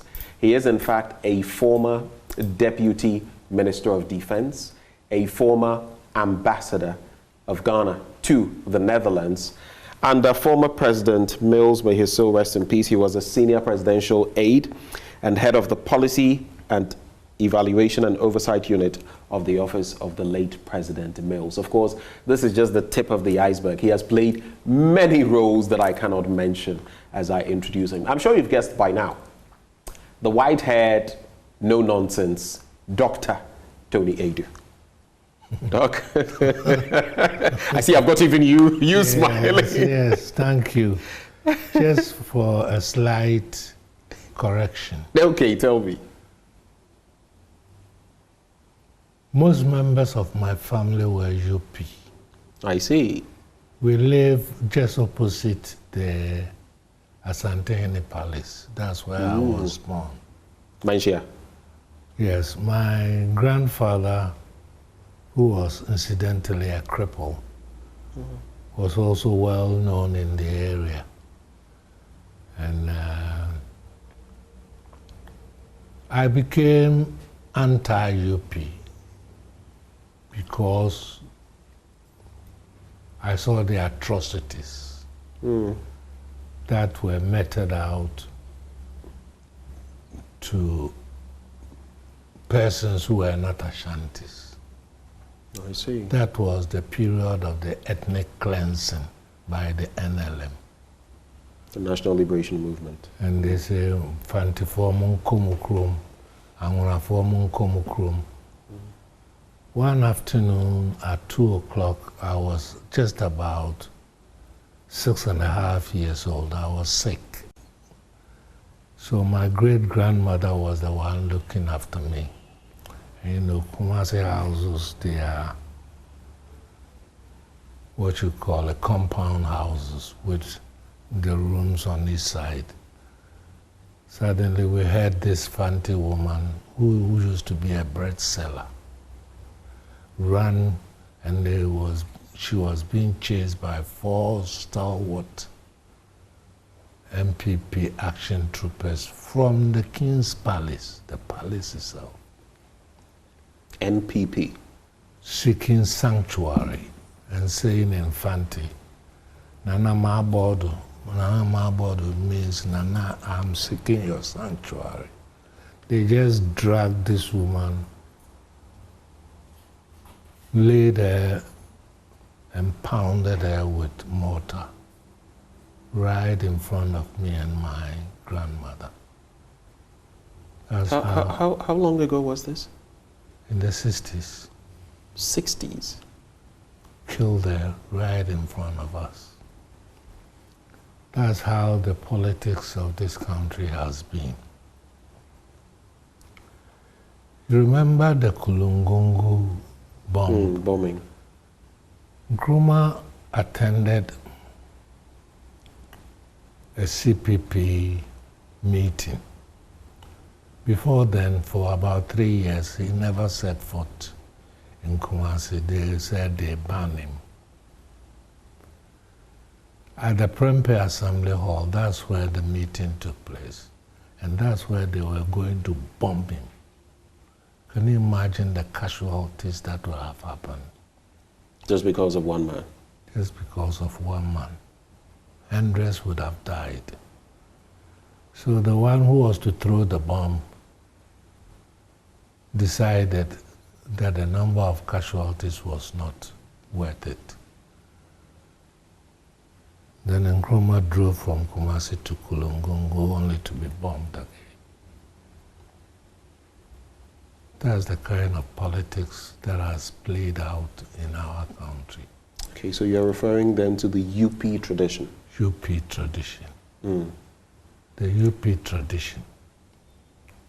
I mean, I didn't expect when I mentioned the CPP that this would come, but that's how interviews go. But is that to say that made you averse to that tradition till today? Yes. My father was the only member of the family who did not support the NLM and the UP tradition, but he kept it to himself. He was not that vocal. But so was he CPP? He had a sympathy with Nkrumah, but he was not an activist. Okay. Neither was I an activist at the age of 6.5. I couldn't be an activist. But that's how I got to hate the NPP political tradition. Is hate not too much of a strong word? No, it isn't. I hate them for what they did. An innocent woman, because she's fancy, you kill her. Why? But why is this primitive behavior? You're barbaric. Was she killed because she was Fanti? Yes. Well, she was Fanti. They chased her. And she knew the only house she could get sanctuary was my grandmother's house.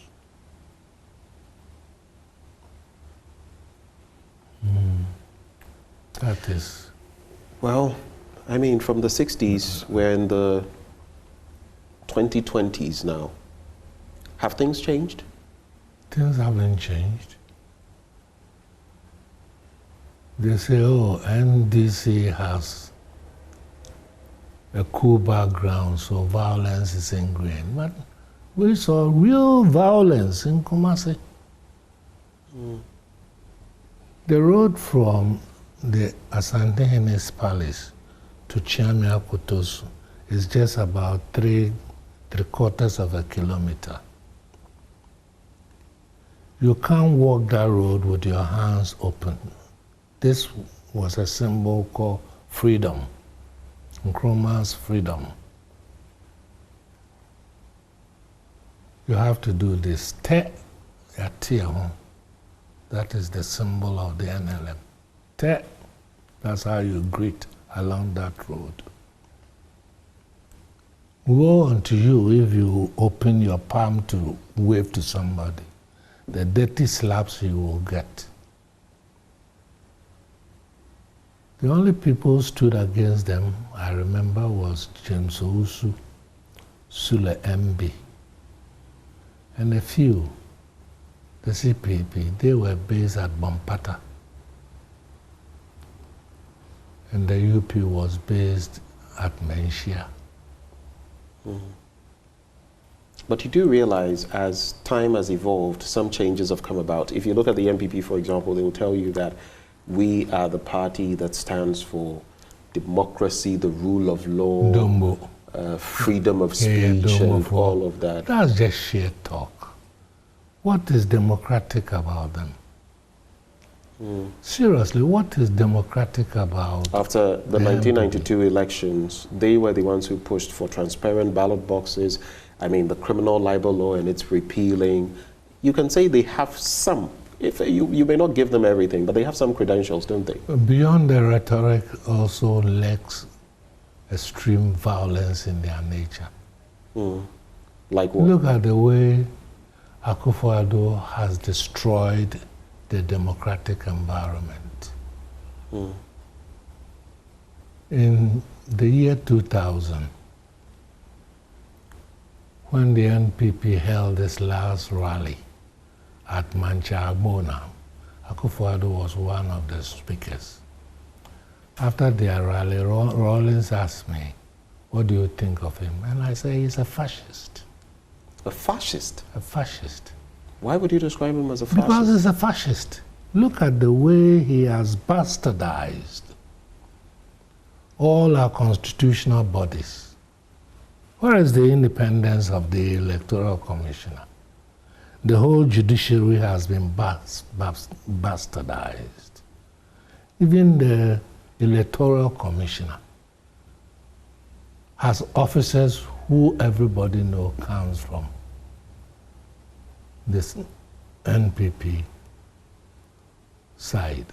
But they will tell you that they must pick somebody, and it's either this person may belong to that. So why go and compromise the Electoral Commissioner?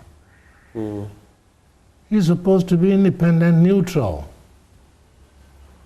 You pack your activists into that organization. Right now, nobody trusts the Electoral Commissioner. And yet, I've known Jean Mensah and her husband for a very long time. They are my good friends. When Charles Mensah started the IEA, his office was at Jowolo. It was I who took him to Justice Annan. You know, I didn't even know that he was related to Justice Annan. But I took him to Justice Annan to try and get MPs to participate in the programs that he was doing. We used to travel Koforidua, Elmina. Once we went with Kwame Pianim to Koforidua to hold a seminar. So they've been very good friends. But I'm surprised. You're surprised? I'm surprised at Jean's behavior. I've talked to her, and I said, posterity will judge you if you do the bidding of the NPP. You've been appointed. You are not obligated to anybody except the Constitution. That is where your obligation is. Don't fix things for the NPP. The recent balloting was rigged. I was sitting in front of the TV. I saw it. What did Remember, you see? at one point, Omani Boama and others insisted that the bags should be changed from transparency to opaque so that nobody can see through. The one who was doing it dropped the ball and picked it up again and put it quietly into the other balls on top, so that the NPP person who is number one to pick will pick that one, pick the number one. But there were also claims that it was someone else. It was a different person who picked it, went and sat down with it and gave it to... No, he picked it. He picked the ball that the EC man quietly picked from the ground and placed it quietly into the green opaque bag. So when he went, he just did something and picked that number one. I immediately sent a text to Omane Boama, but he wasn't paying attention. It was after the event. Then he replied me.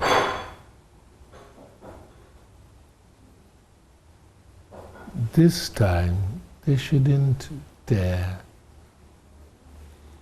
manipulate the elections. People say, oh, elections are won at the polling station. Elections can be lost in the strong room of the Electoral Commissioner. In 2008, I was there. When they tried to rig the elections, our own man, Rojo Metelnunu, Rojo, held the 6 Kumasi constituencies whose results have come. He held it for more than 48 hours. Then I had somebody at the Air Force Base who was relaying to me the movement. Around 1:30, Jacobichi Bilamte and Kandapa took the F-27 to Kumasi, where they changed the results for those 6 constituencies. So when Rojo finally released those constituencies that have come, Shia, Eso, Bantama, Menshia, etc., they went around the corner, tore it up, and brought in a new one. I confronted the guy who was manning the fax machine. In those days, every region had a dedicated fax machine. So in the hula baloo, I drew Afarijan's attention and I said, let's audit the Kumasi, the Ashanti region fax machine. He expunged the record. He has expunged the record. As in deleted? Deleted. And yet the record should have been there. When I told Mills... So when you say he, whom are you referring to? One of the electoral commissioners at the strong room. And so did that record stand? Of course. That's why we went to time. So you're saying something interesting here. You are suggesting, because in that election... They substituted fresh results for the 6 constituencies. In that election, then contender Ekufuado was in the lead. In fact, the runoff, he was in the lead, and Atta Mills was, behind him.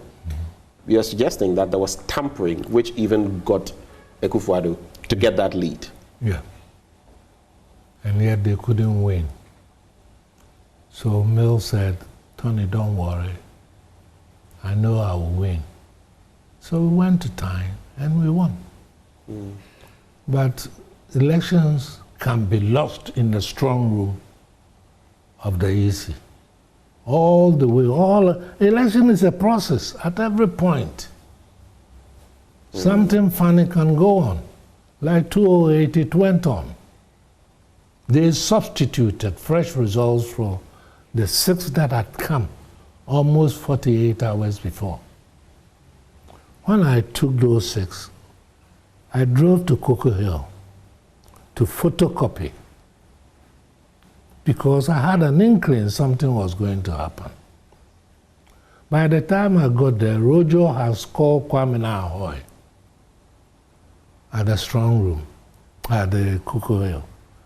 And Kwame said, oh, you lied this, just take it back, he won't let me photocopy. In my anger, I forgot that even my phone could have scanned the results. So I returned it. And as soon as I left the strong room, Rojo passed on those results to the NPP. They tore it up and replaced it with the one they went to Kumasi to fix. Wow. Yes. But you don't, I mean, this sounds very interesting, but you don't have anything to back it up because you... No, because you don't I have the didn't evidence. take a picture. But I knew it had come.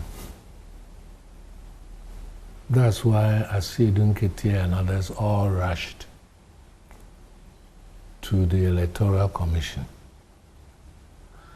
Okay, so then, I mean, we've had election petitions like in 2012. 2008 was clear. Time, decided it in the end. Yeah, but even then they wanted to go to court because they knew the judiciary was on their side.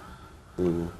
Atachian went and filed a writ to stop time coming on. Yeah.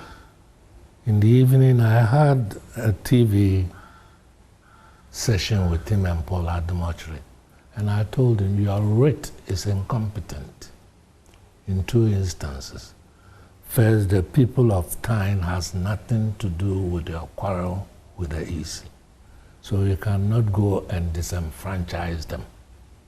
Secondly, you are caught by Estopel because it was your General Secretary who at the meeting agreed to change the date that time was going to be held to a new date. Having decided on the new date, you can't come and file a writ to stop the election from going on that date. So interesting dynamics, but let me come back to what you said. Mm-hmm. You know Jean Mensah. Yeah. You know, is it Charles Mensah as well? And you say you are surprised at how she's acting. Yes. Do you foresee, do you trust that she'll deliver free, fair, transparent elections come December 7th? Really December the 2nd with special voting, then December 7th. I really don't know. You don't know? I don't know. For someone you've known for so long, you don't trust her to do that? Jean's approach to the management of the EC has been too, how shall I say, combative. Combative, I see. You see, if you have power, you don't have to use it to be powerful. Because the more power you exercise, the less power you have in reverse. What is important is that you are trusted. Your neutrality and independence will be enhanced if you are open rather than combative. And so far, under her stewardship, she's been too combative. The Electoral Commissioner shouldn't be combative. You want people to trust you. So, what you do is you cooperate. You don't strut yourself as if nobody can touch you. You are subservient to the Constitution. But you have other entities who are also interested. So you sit down and judge. Afarajan never had a problem with our political parties, even though they used to say he is Rawlings' man. He is not Rawlings' man. If you're talking about a man of integrity, it's Afarajan. 2 o'clock that day, Jacob Echebilamte,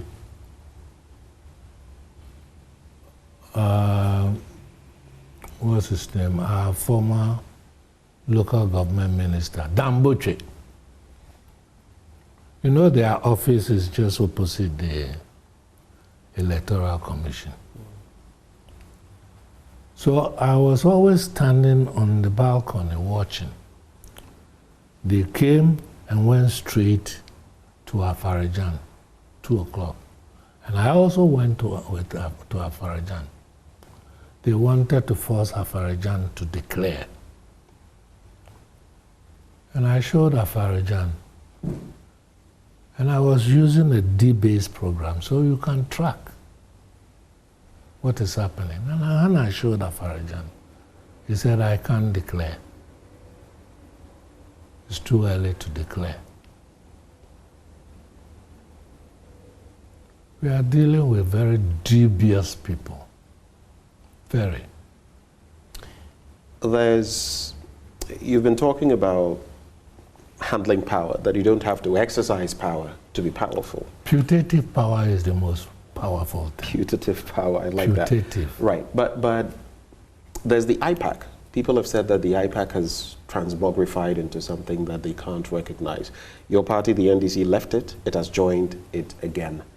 And then there's also the issue of the Volta and Ahafo regions. I'm sure you followed recently the ballot papers with wrong serializations that were detected, and they've been burnt. How do you react quickly? I just want to do these as the final one for the EC. The EC has not operated in a manner that we can say, well done. In the first place, the staffing is even a problem. Most of the deputy commissioners are NPP activists. Really? Bosman Asari, you know, they're all Bosman NPP. Asari is an academic. Oh, I didn't work academic. See, the only academic who qualifies to be appointed. I actually sat in his class at a point in political science. He was head of department at a point of that department at the University of Ghana. So what would you say if John Mahama appoints me to go to the Electoral Commission? You've also been an academic, haven't you? But I'm politically exposed as an NDC man. Would you even take up a position like that? I won't. Okay. Rawlings wanted me to chair the NCC when Larry Bimi was going to retire. And I said, I'm too politically exposed for you to give me this post.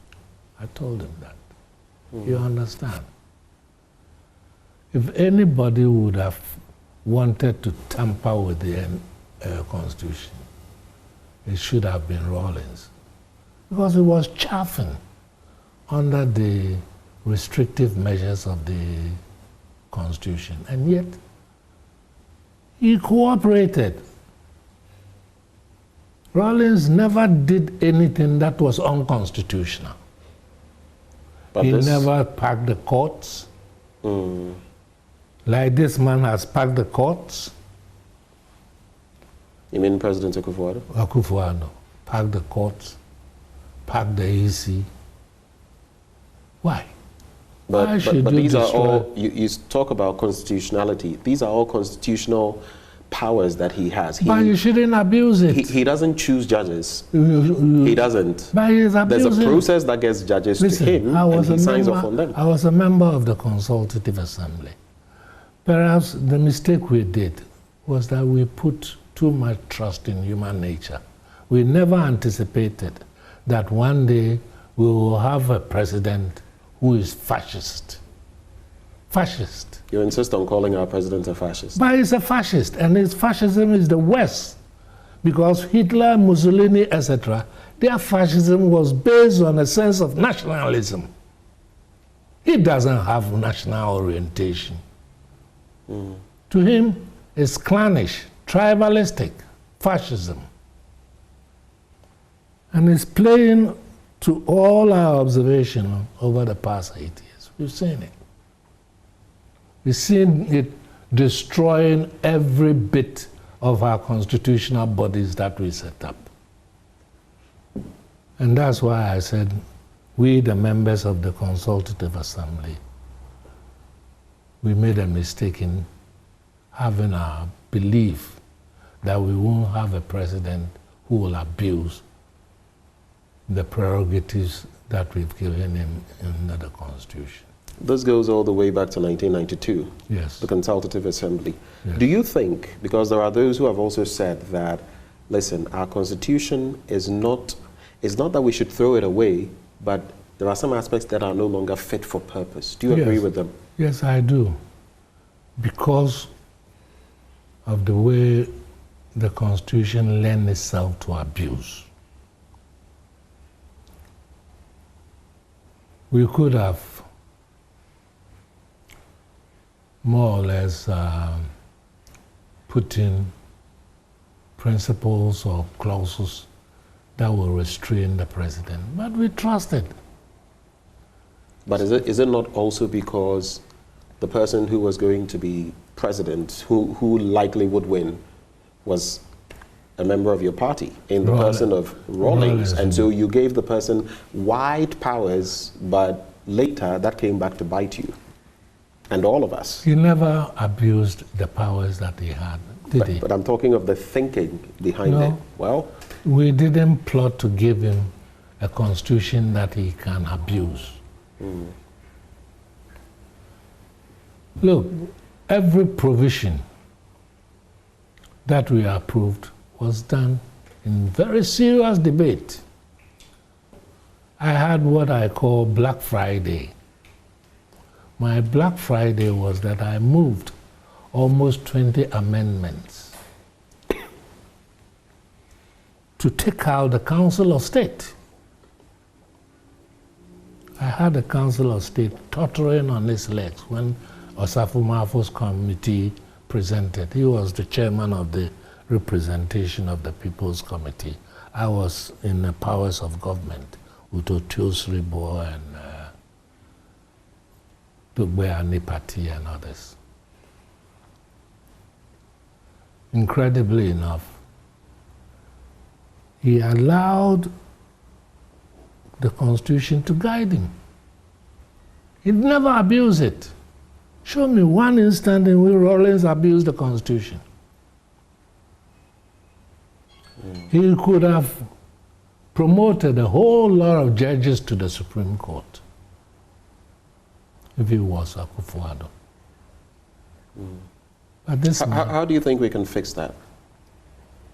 Another president comes, we don't have a ceiling, we don't have, in the United States, they have a system that works for them. They have 9, of course, there are 6 conservatives and all that. We need some amendment. We need some amendments. The provisions that give our president that power to hire. And fire. And fire. There is a need. When the CRC, Commission for Review of the Constitution, presented their report. You mean 2010? In 2010. I, Kwame Nkrumah, Haruna Idrisu, Tachu's lawyer, Professor, I keep forgetting his name, is it Professor of I'm not sure. The one who defended Tachu. I'm not sure. And he was also a member of the CRC. We were tasked to write a white paper. We wrote the white paper.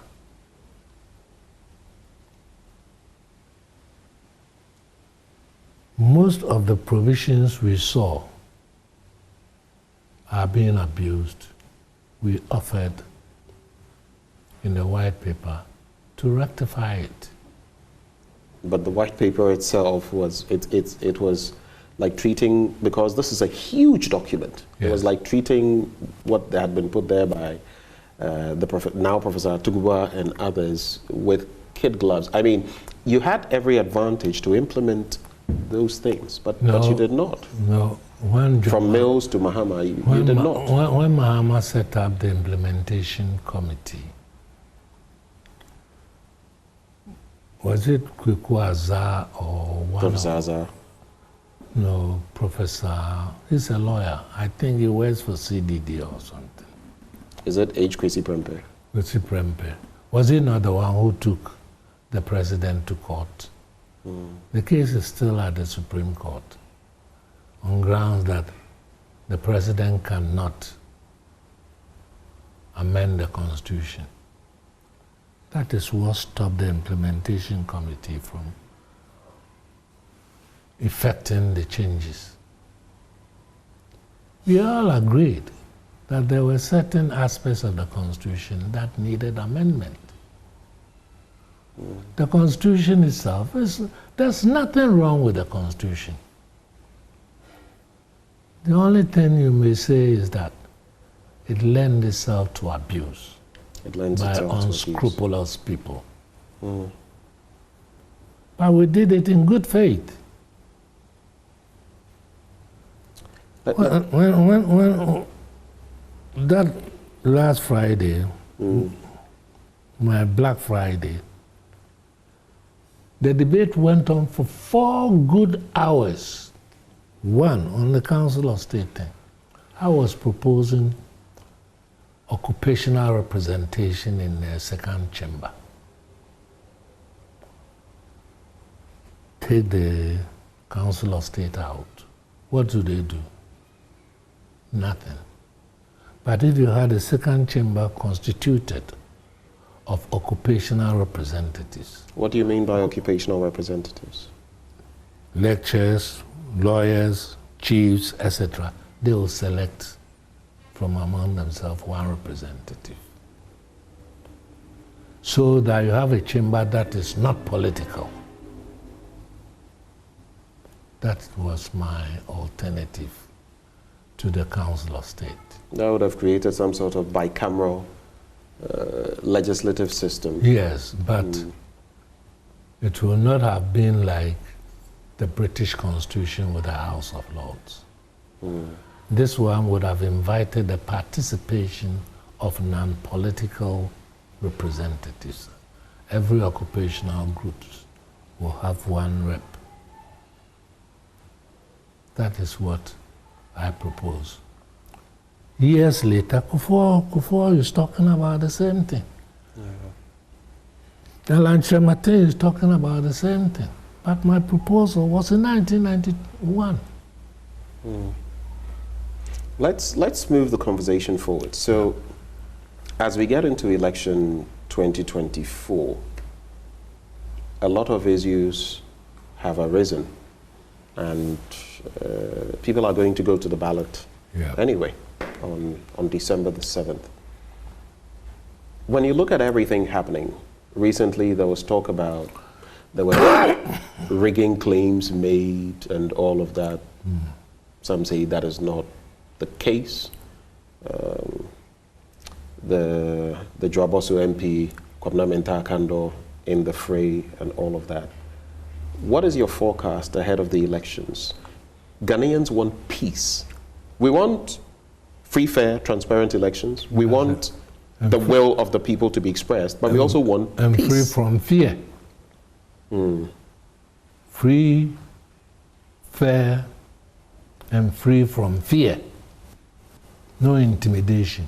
No soldier should be going to the polling station with guns. We've been told they will only come, they will be away from the perimeter. They will only come in if people are being unnecessarily boisterous. If they are doing things they shouldn't. If you believe that in 2020, we all believe it will be peaceful. 8 people were shot. Akufo-Addo is the only president under whose administration we've lost lives in election. Is he proud of that? Sieg Heil, Mr. Fascist. You want to keep addressing the president as a fascist. He is. And now you're saying Heil. Sieg Heil. Sieg Heil. Sieg Heil. Hitler was greeted Sieg Heil. Are you equating our president with Adolf? Adolf was imbued by a sense of nationalism in his fascism. Under what philosophy is Akufo-Addo operating the current state of fascist rule? It's not imbued with any sense of nationalism. One thing that worries me about the Fourth Republic is that patronage has been carried to the most ridiculous level. A paramount chief who begs the president for development projects, and who goes and thanks the president for having done our roads. It is your money, not his money. Why should you go and beg him? Why should you thank him for doing your roads? That's his mandate. And we have allowed this patronage system to fester. It's been festering for 8 years. Kufuor is one of the people who started the infiltration of the civil service by planting so-called special advisors. Did you see or hear Rawlings appoint party people to go into the constitutional bodies? Rawlings heard that his uncle, Agbotui, was the CEO of the public procurement. In those days, their office was at Silver Cup, opposite the Societe Generale Bank. He got him to resign. Rawlings, his uncle, was the CEO. He got him to resign.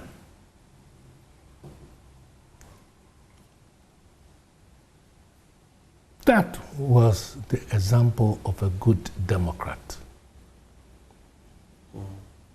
Not a Democrat who wants to destroy every foundation that we have put up.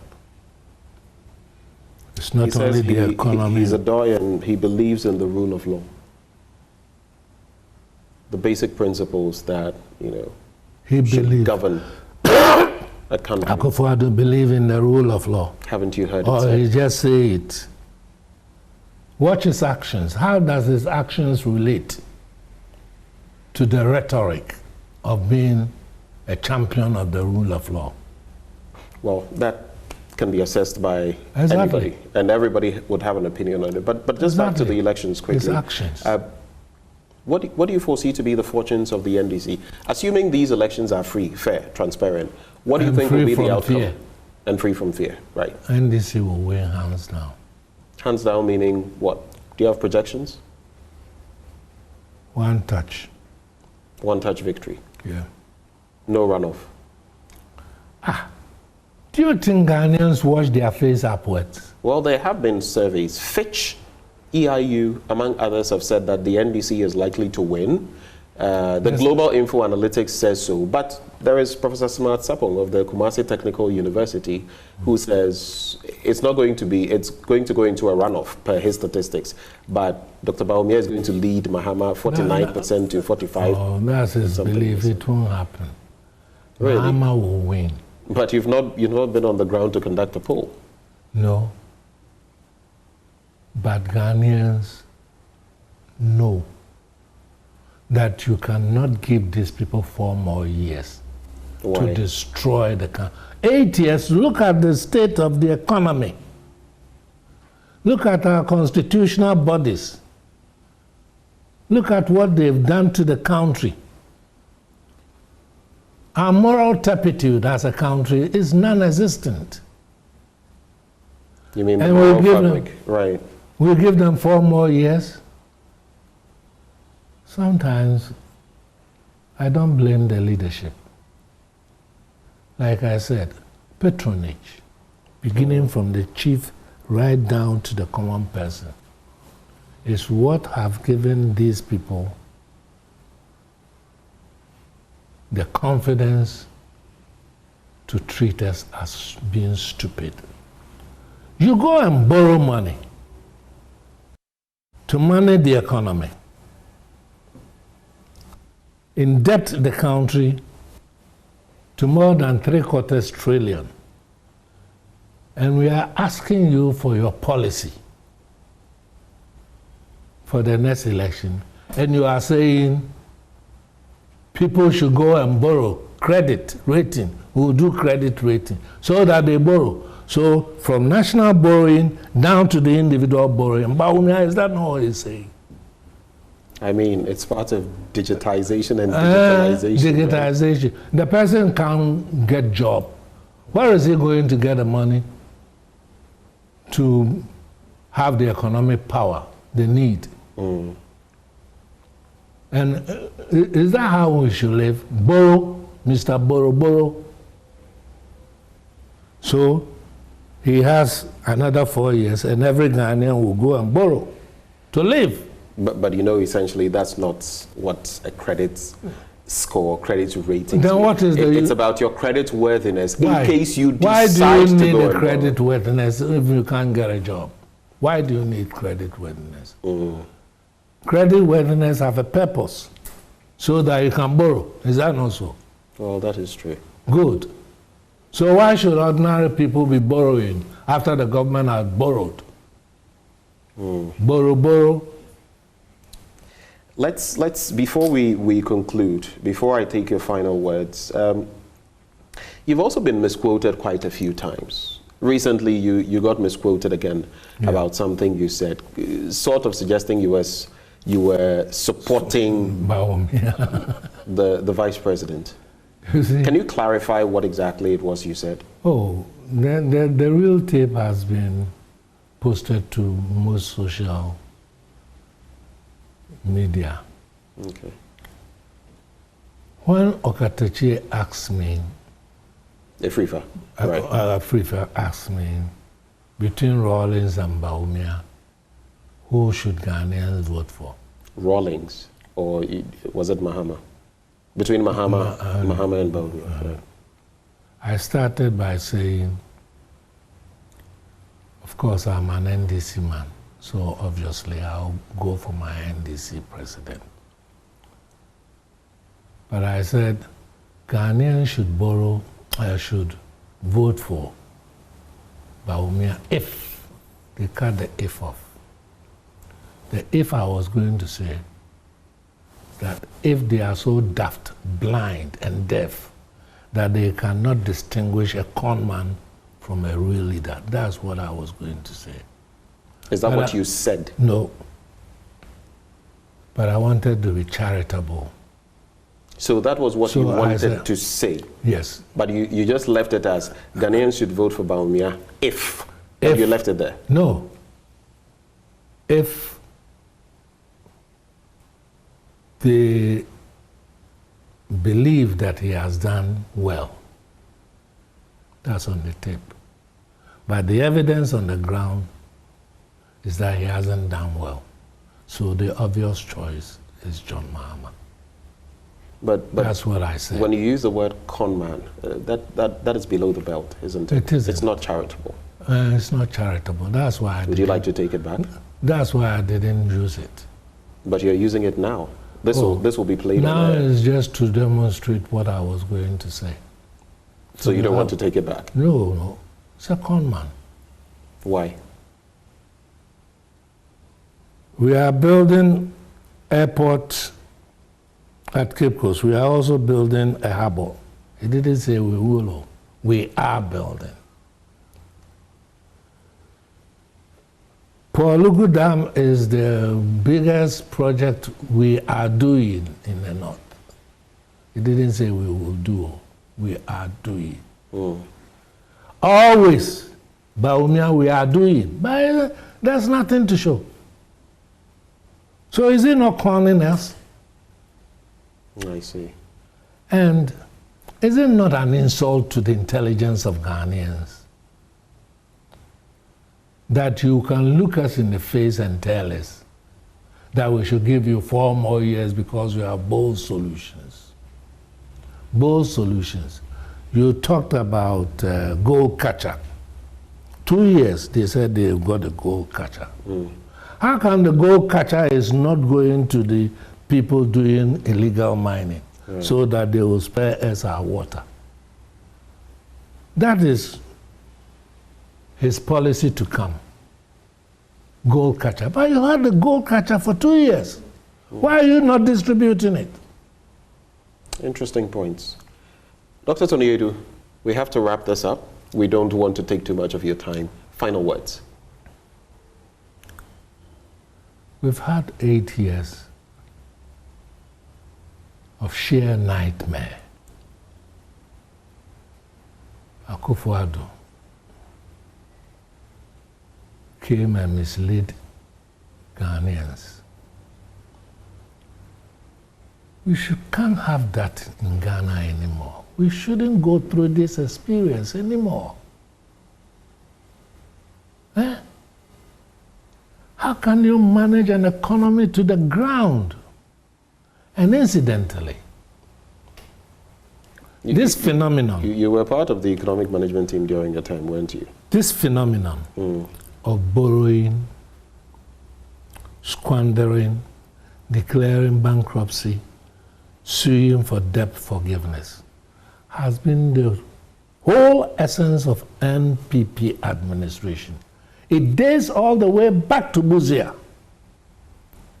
Buzia had a problem with his finance minister, G.H. Mensah, because of borrowing. Borrowing, chopping the money, suing for bankruptcy, asking for debt forgiveness, and your foreign creditors will forgive you. Kufuor did the same thing. Hey, pick? Yes. Between 2006 and 2007, the Paris Club of Creditors forgave our foreign debt 66% of it. 66% forgiveness. By the time he was leaving office in 2008, he's borrowed again to 8 billion. Borrow, Akufo-Addo. Same borrow. I mean, 124 ministers. From 2008, your party took it from 8 billion to about 120, and now they've taken it, Akufo-Addo has taken it from 120 to about 700 plus. But you see the evidence of where the money went to. Dr. Tony Aidoo, we're immensely grateful that you've taken the time today to interact with us. Thank you. We wish you the best of health, the best of strength, the best of life, and we pray for peace in Ghana. Would you like to conclude by giving us a peace message for Ghanaians ahead of election 2024? Peace message. Let there be justice, and peace will follow. Let there be justice. Let there be justice. Don't pack the courts and tell us to go to court because you know you are going to win at the courts. You don't trust the courts much? No, absolutely. Look at the recent decisions.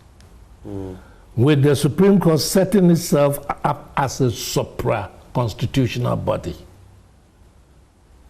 So now the Supreme Court dictates to Parliament.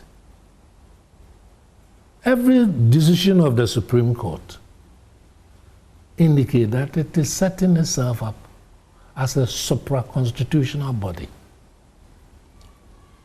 Well, Parliament is also not above the law, is it?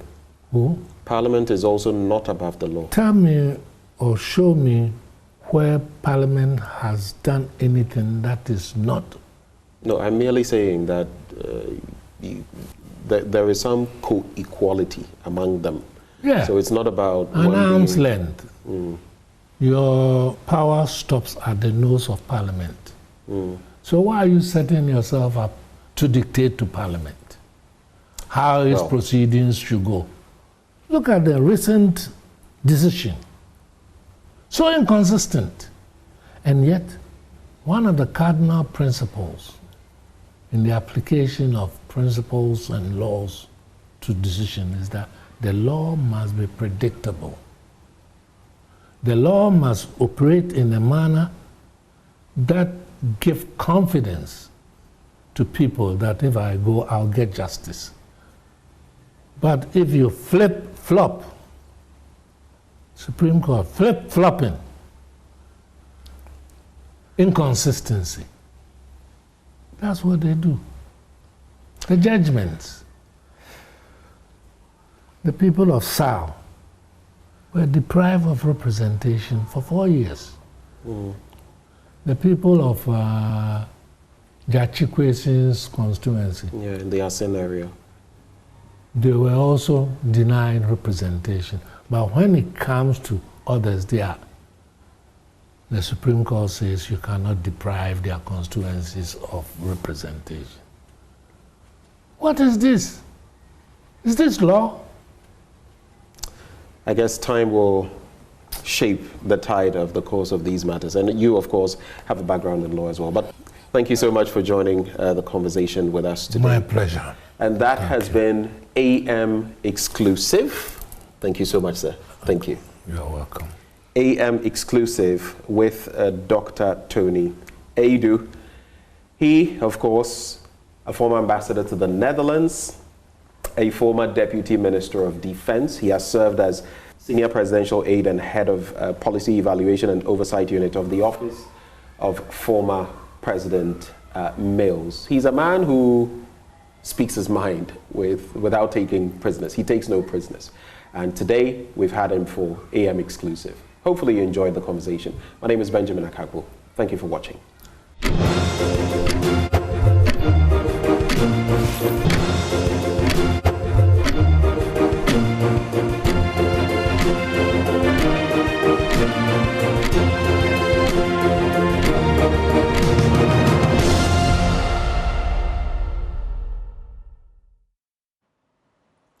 Welcome back. This is the AM show, and it's time now for us to head into the different parts of the country as we get into, well, the special voting exercise. But before we do that, before we cross over the country to find out what's happening, Ghana, get ready for the biggest giveaway from Syntex Tank. Now, Syntex is visiting 15 communities, giving them free water. And this is just to say, thank you, Ghana, for making us #1. Did you know Syntex was the first to introduce double-layer tanks in Ghana? Did you also know that Syntex tanks came in so many colors and that they were the first to come out with inner white layers? So guess what? If it's not Syntex, you might as well forget about it. Now, if you are a community and you want to benefit from the Syntex free water giveaway, just log on to their social media handles at Syntex Ghana, nominate your community. And note, the more you nominate, the better the chances of Syntex coming to your community. Remember, it is SINTEX. Syntex tank. Not be any tank be tanko. The correct tank be Syntex tank. Syntex tank, are strong, are tough. Well, you know that across Ghana's 16 regions, voting starts today. Special voting with the exception of Eastern and Western region. What's happening on ground? We are bringing you in real time live updates on what's happening in the ground. But we want to start from right here in Accra, Yawaso West Wogon, where our colleague Kweku Asante is standing by with details of how it's faring so far. Kweku, if you can hear us, what can you report?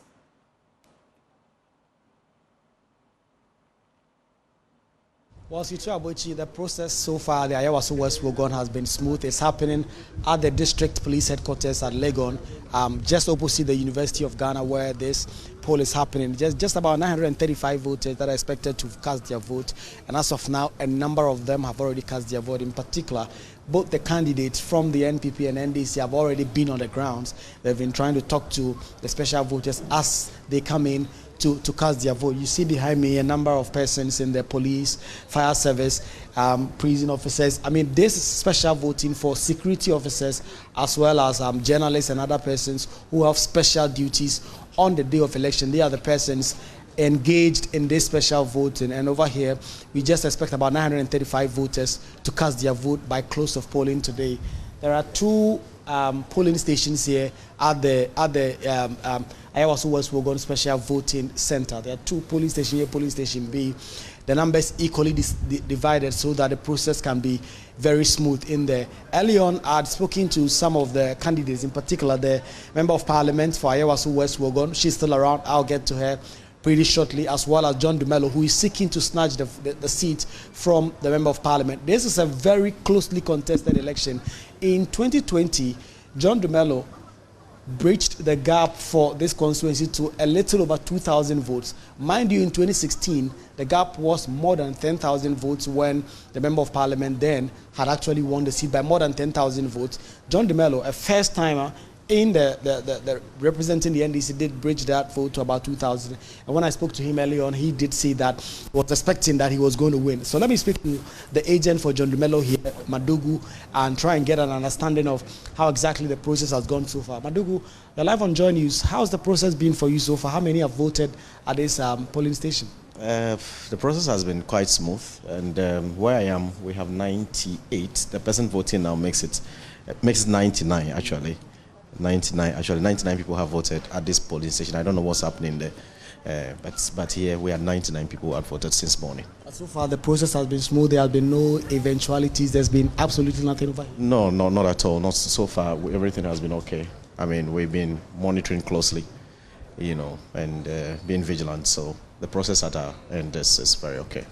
Well, let me leave you to be vigilant and keep policing the process. That is the agent for John DeMello here at polling station A, Center A, in terms of being able to get the process underway. I'll try and speak to some of the candidates who are still trying to get the buy-in of some of the voters as they come in. They try to have a conversation. The Member of Parliament, Lydia Sarah Malhassan, as well as the person who is seeking to win this. I'll walk over to them and try and get some of them to speak to us in terms of how exactly this is going. But Bochi, like I was telling you, this is a constituency that the NPP really felt was a safe seat.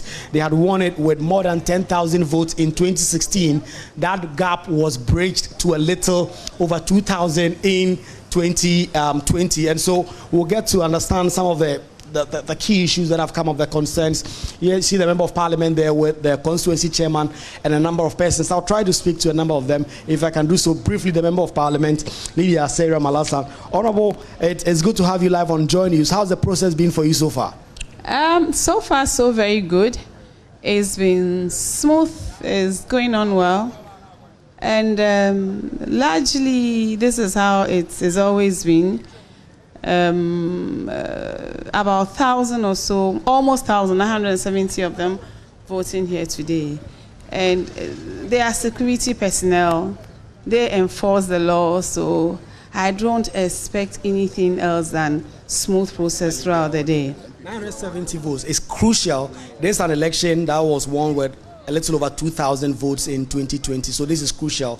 How confident are you that when it's actually very key, very key. In fact, yes. I know my colleagues who have been in Parliament with 3 votes. 2,000, almost 2,400 is no mean. Yes, I agree. I mean, let me tell you one thing. We've been winning this constituency not with larger margin until 2016. 2012 was 1,708 thereabout. So 2,000, almost 2,004 is not small. And I am confident, and I'm telling you that my constituents appreciate my hard work. They have come to accept the fact that Mommy, they call me Mommy, their MP is the one that is calm, that is cool, that is respectful, that is hardworking, and that has been accountable to them. They have seen the projects that are facilitated to this constituency. That within the last 4 years, my government has really prioritized education. My government has prioritized health. Businesses have been prioritized. So last week, less than 2 weeks ago, 80 STEMs were commissioned in this country. It tells you how serious this government is about education. Our children who hitherto were just, some of them were just wasting away because there was no support for them to continue their education, are now in school. And when you pass through SS, the next for you is tertiary. You don't need to stress your parents if your parents can't send you. You can take up the responsibility, take up the challenge, and come to tertiary by coming with your Ghana card. All you need is your Ghana card to access the loan, and bingo, you are going to go through. All you need, if you are physically challenged, Dr. Baumia is saying that you are not going to be stressed in paying your fees. The government will take it up if you vote for him to become the president. This is what we are talking about. We are talking about development. We are talking about this constituency. What have we done? 7 schools within these 4 years. And I see that STEM school over there at East Legon. And I mean, talking about university, Legon is such a key battleground. The last election, students were not on campus, but this time around, they are there. There are those who said that they potentially will decide the election here. How strong are you on campus? You did have an event there with the First Lady. It was well attended. But how strong do you think you are on campus in terms of being able to win that seat? We have always been strong on campus. NPP wins all the tertiary institutions. I tell you, the students on campus know their mom.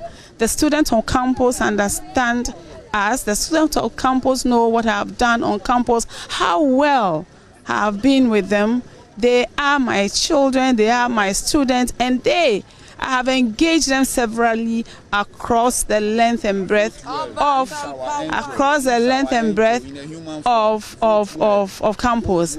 And for me, December 7th, they have assured me, they have assured the government that they have seen what has been done for them, and for them it is thank you vote on December 7th.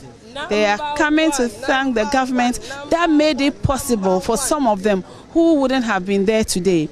They have enjoyed and received and are beneficiaries of my over 2,000 scholarships that I have given between 2021 and now.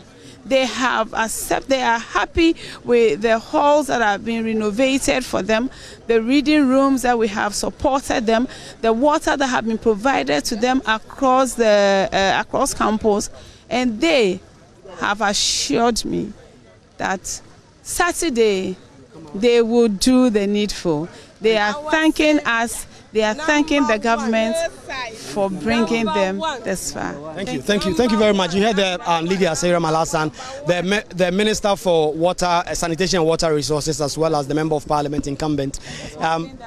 She says she's really confident that she's going to win the seat.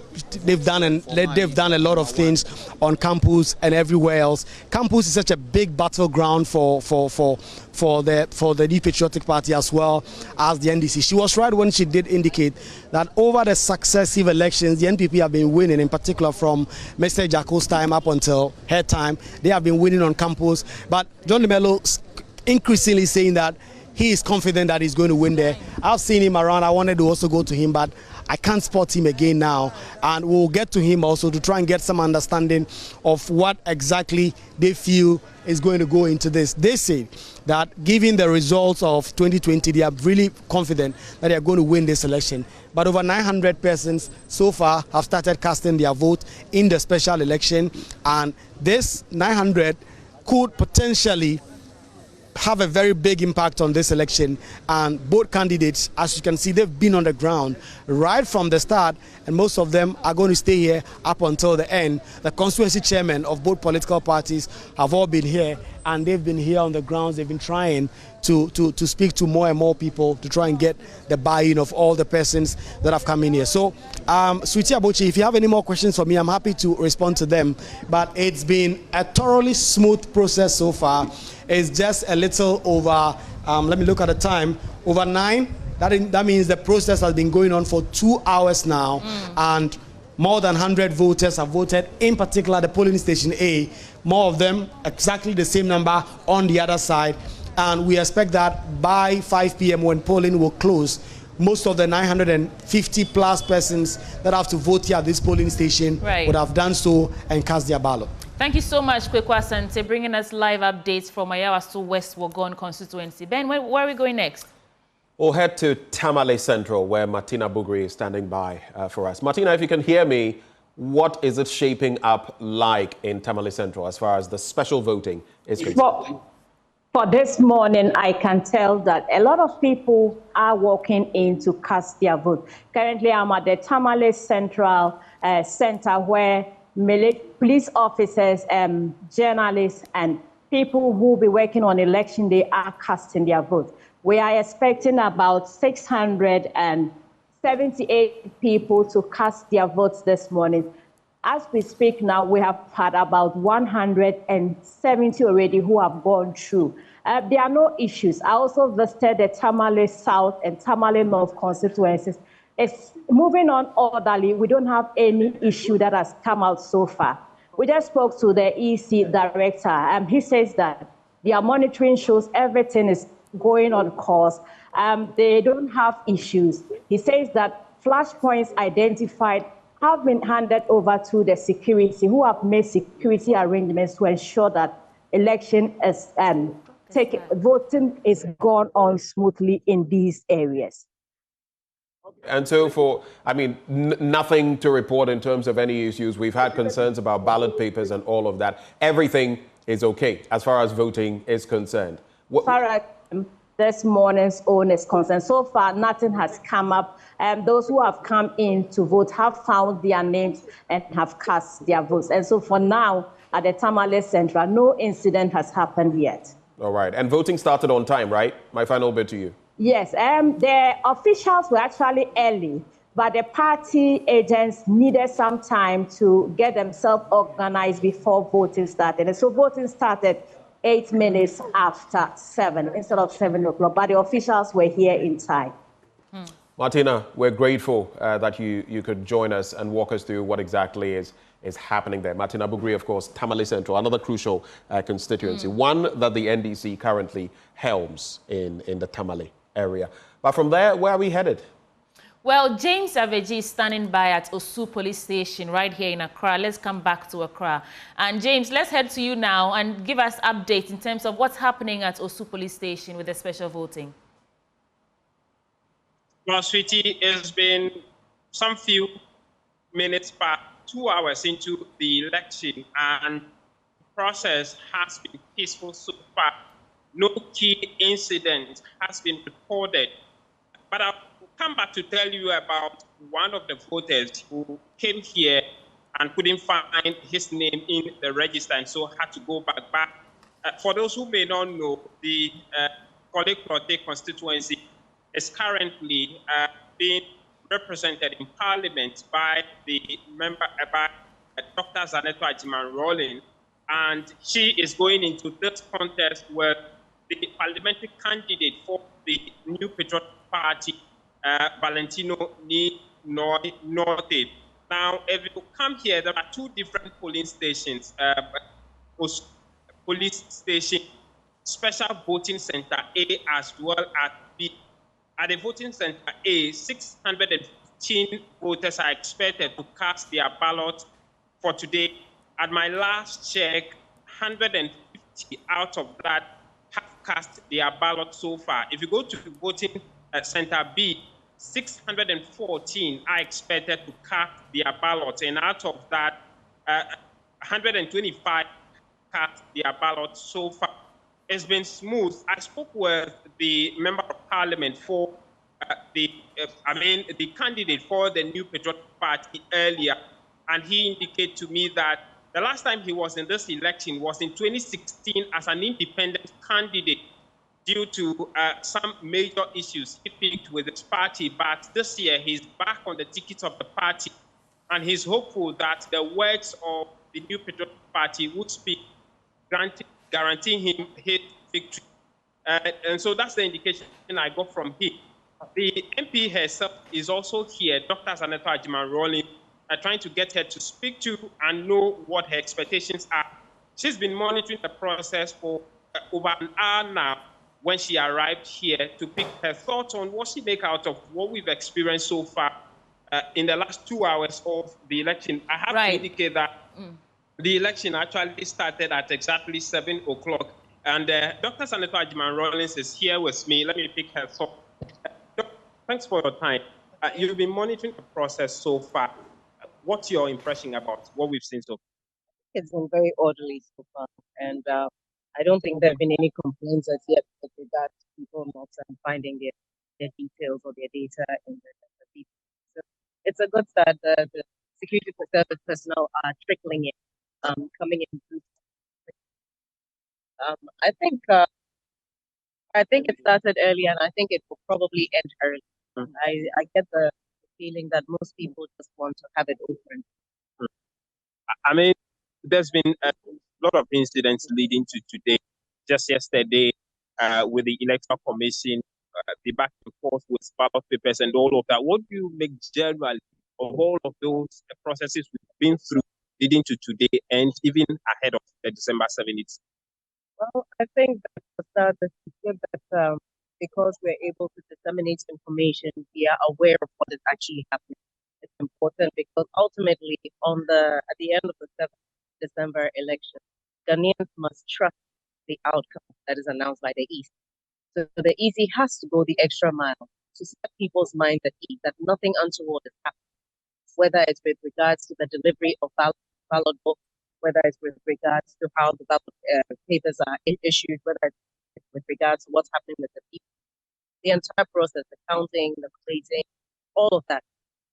People must not have any doubt as to what the intention is. Because from the Constitution, the Electoral Commission has a job as to oversee and to be regulating this whole process. But they're not supposed to be perceived to be protecting one particular party. They're supposed to be neutral. They're supposed to be performing their duty with the level of integrity that we expect. Because this is an election where there's a lot of tension leading up to it. I've seen all the things that have happened in the last year, and I think it's important that when the election results are finally announced, the people of Ghana will accept them without any question as to integrity of the or credibility of the election. Regardless, you still have trust in the process and you're positive that this will deliver a third victory for you. The process itself is not the issue. It's the human beings that are involved. That's why we have polling agents, and that's why we have people. So that's why we're all here. It's also to just add that added layer of scrutiny with regards to what's happening. But you are assured of a victory come December 7, 8 when the results are declared? Hopefully, by the grace of God, we've done everything possible and victory will be ours. Thank you. Sweetie, so that's the NP. I was indicating to you earlier about an incident. A colleague journalist, my ours from the 4th Estate, just left. He came to actually cast his ballot today. He approached the polling station and found out that his name is not in the register. What he's been told is that there was an information for him, for those journalists who want to cast their ballot today, to follow up their registration through the GJ to the Electoral Commission office to confirm their name. He said that information didn't reach him, reason why he didn't follow up on that. And so he's gone back home without voting. That's one incident we've registered here where one person's name has not been in the voter register, for which reason he had to go back home. Apart from that, the process has been smooth, no incident of chaos, no incident of BV machine failing anyone. That's what we're experiencing here at the Kolikprote Constituency voting center at the police station here. Idea on what the next step would be for this colleague journalist who's unable to vote because he didn't know that he had to confirm through the GJA? Yes. How was the result finally? Yeah.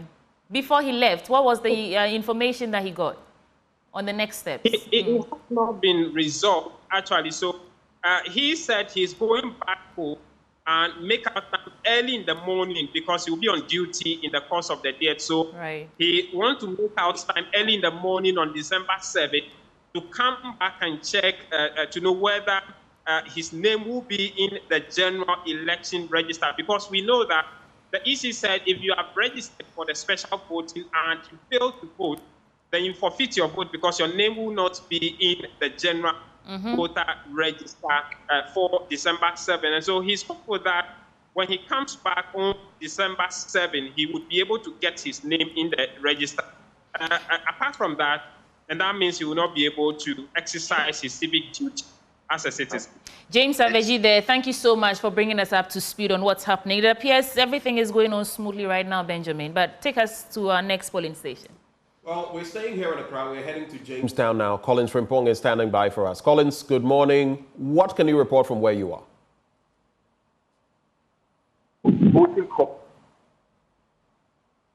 Good morning. So voting commenced here at Jamestown polling station exactly 7:02 a.m.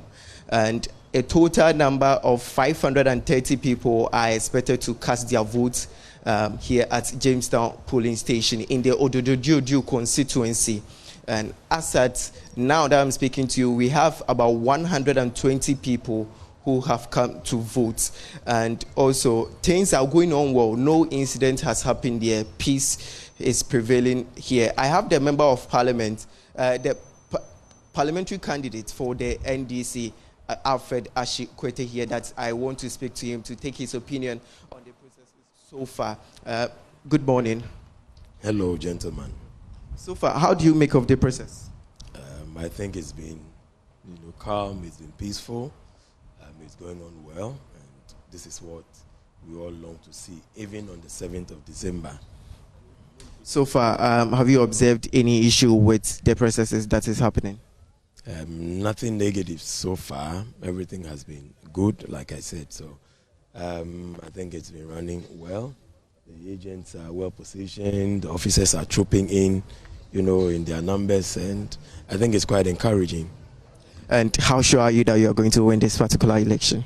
I think you prophesied a few seconds ago when you called me the member of parliament before you confirmed. When you said, I said amen, because that is what is going to happen on the eve of the 7th of December. By 10 o'clock in the night, we'll be celebrating.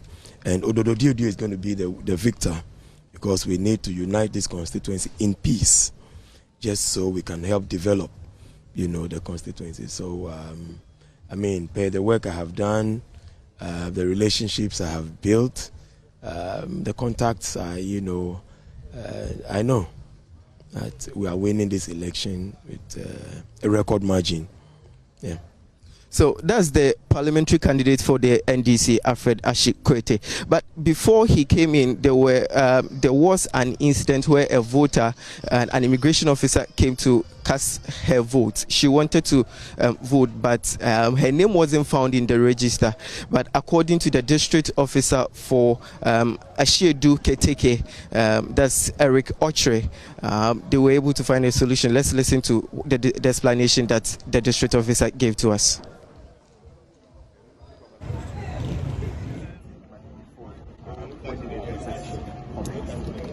Yes, we commenced at exactly 2 minutes past 7 here. So far, I think everything is peaceful. People come, once you identify your name, you go to the process from the name reference table to the verification officer. Once you are verified, then you move to the presidential ballot table. Make sure your ballot is validated. Cast your vote, then move to the second ballot, that is the parliamentary. You take your ballot, make sure it's validated, and you cast it. After that, then you leave the center. Unfortunately, we are not going to count the votes today. So at 5 we close, we send the ballot boxes to the police armory for safety until the 7th of December, where all the votes are collected and we can make it. How many people are we expecting to cast their votes today? The total number on the special voters list is 530. 530. So for how many people do we have an idea the number of people? Yes. So far, I think 50 people have voted. That's at now. More than 50 people have voted. So far, we've not had any challenge except to say one security officer came in. He couldn't find the name in the register. It is as a result of I'm thinking that as he applied for the special voting, he didn't make a follow-up to see. Because he told me that he gave the name to an officer to be given to the DC. And I think they had been engaged on several platforms to make sure that your name is on the special voters list. So we don't have any challenges so far? No. So far we don't have any challenges. So far, I think the process is smoothly being observed. Your name and your... My name is Eric Ochi, the district electoral officer for Asiedu.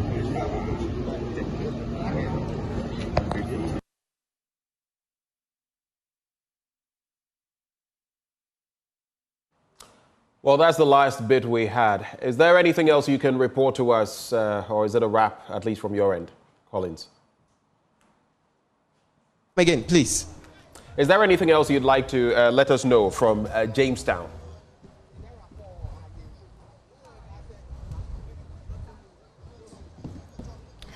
Please come again. I didn't hear you. Okay, I think we can move on now and head to the Adenta area. Michael Ashale is standing by. Sweetie, would you like to take Michael? Yes, Michael. So it looks like everywhere we've been so far, it's been calm. The processes are ongoing. What's happening at Adenta? What can you report? Michael Ashale, if you can hear me, the situation different from where you are in Adenta, right?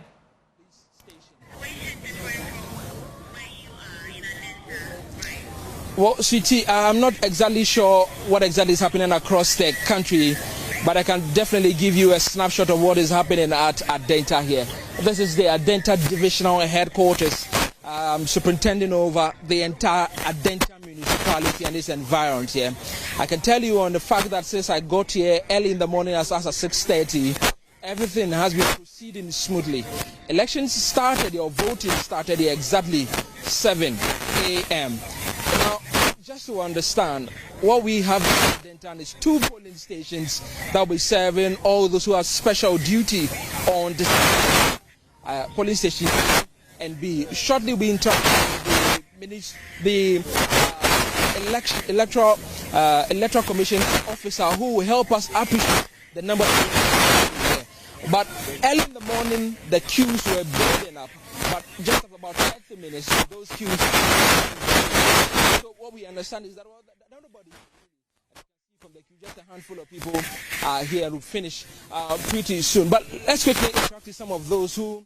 We will try to reconnect with Michael Ashale because the sound is very bad. He's trying to give us details on what happened so far and how the processes are faring. But maybe, hopefully, we go back to it. But Benjamin, it appears so far it's smooth. Of course, this is a special voting for electoral officials, security officials, media men.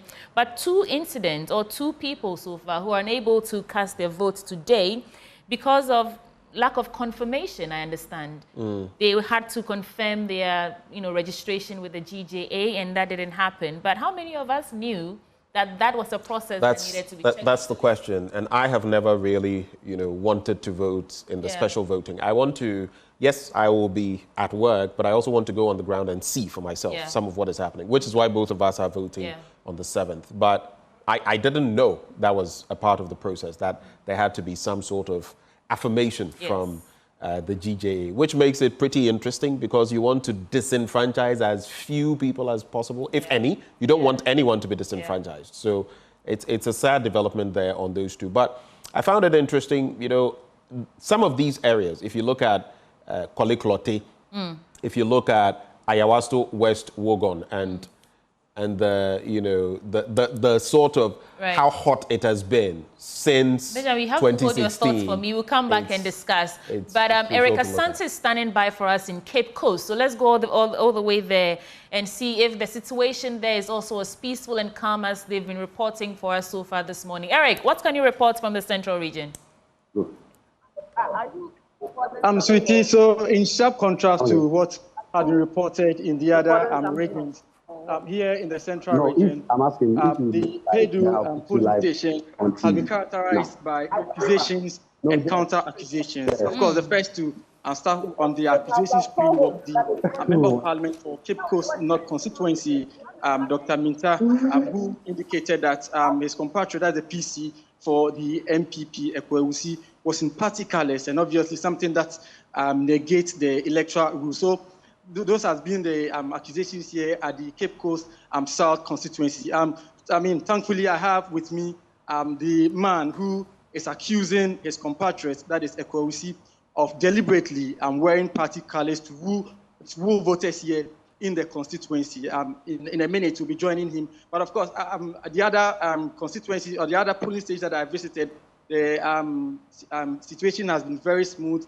It takes close to 3 minutes for one to go through the process. Electoral Commission officers have mounted barricades to make sure that unauthorized persons don't get into the perimeters at the voting center. So all in all, everything is smooth here.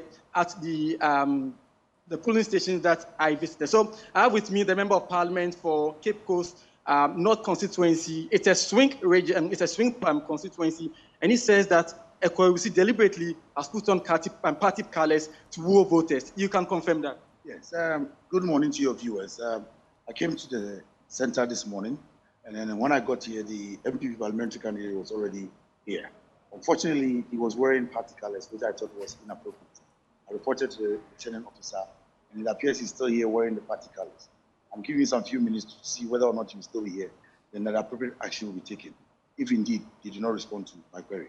What does the rules say? I mean, obviously the rule is clear that you don't need to wear party colours. What are the sanctions? Exactly, you're not supposed to wear party colours. You know, most times the RCC is responsible for decisions of certain nature. But the point is, if you really want to be a member of parliament, you should know the electoral process. You know that it is not allowed for you to put on party colours whenever there is any elections.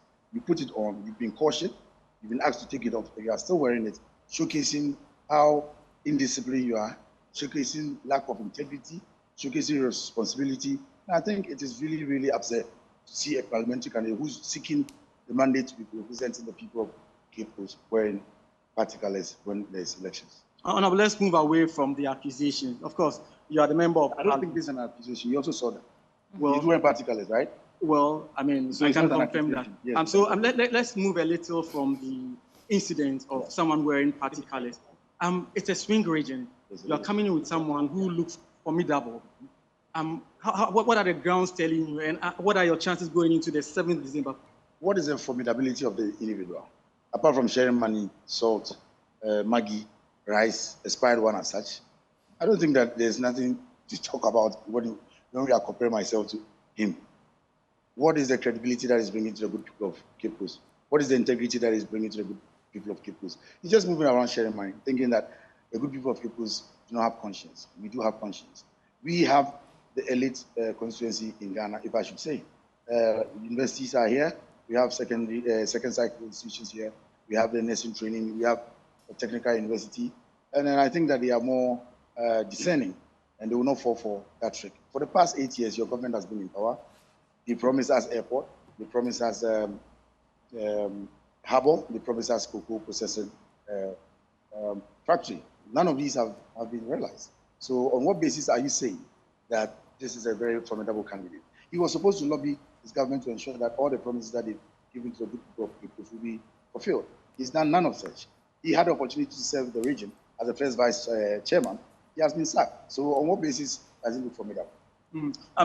Sweetie, here in the Cape Coast North constituency, the political activists have labeled it as one of the swing constituencies going to the 7th December. The political actors are saying it's a must-win, bubble or bust for both of them. We're looking forward to how events will unfold on the 7th of December 2020. But for the issues here in the central region, apart from the allegation, everything has been smooth since commencement at 7 a.m. at the various polling stations here in the central region. Well, I think I'll need to correct this impression. One, what I said is not an allegation. Right, there you have it. I wanted more clarity on whether or not the security personnel at the polling station had cited Ekwewusi in party colours and what their reaction would be to that. But I understand Michael Ashali has fixed his sound and is ready and standing by. Michael, so we lost you because the sound was bad. Alaji, let's talk about your chances. I mean, what do you make of your chances this election? I mean, mainly since 2004, it's been between the NPP and NDC. Yes. You see, you yourself are saying it. And Alhaji Razak, I'm telling you that in Adenta here, Adenta don't care whether you are who. Yeah, I contest 2016. Then Adenta people say, no, you are not ready. 2022, I contest for CPP parliamentary. They say no. But this 2024, they say no, this one there is too much. Alhaji, we must give it to you. Then you also come, then you see what you can do. And they know what I can do. And I hope I can do it to Adenta people. Yeah. I mean, we had people banding around statistics that some of them say, oh, they are targeting about 60% of the vote, 50% plus one, and all of that. I mean, what really is the target for the CPP and Alhaji? Yeah, what they are saying, let them say it. You know, when you are going to war, don't say you are coming to lose.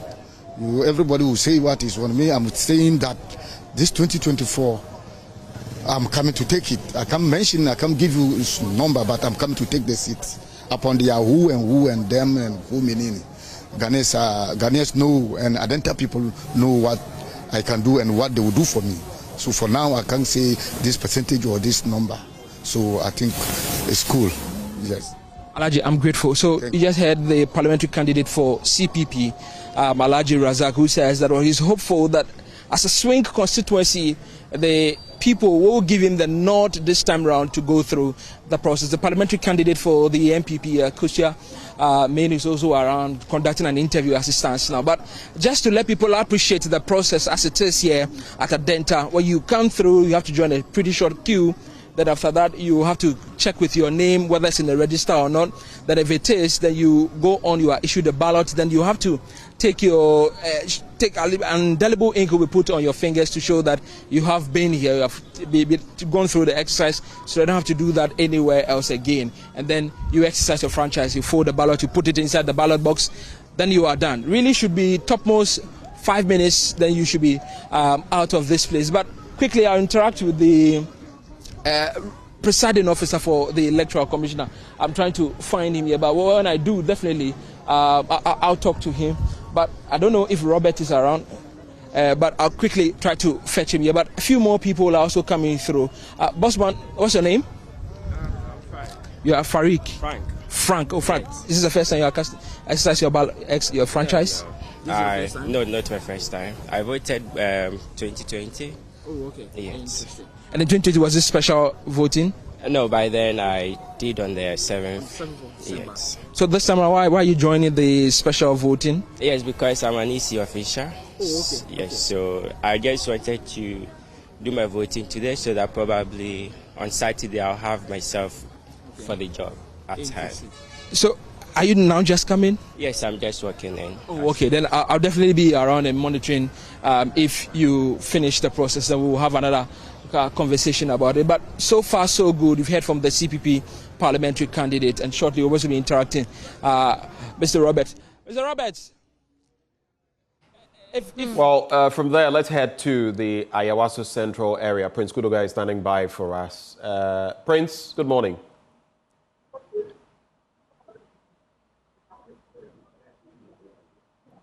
Let's try one more time. Prince Kudoga, can you hear me? So if you can hear me, Prince, what can you report from where you are?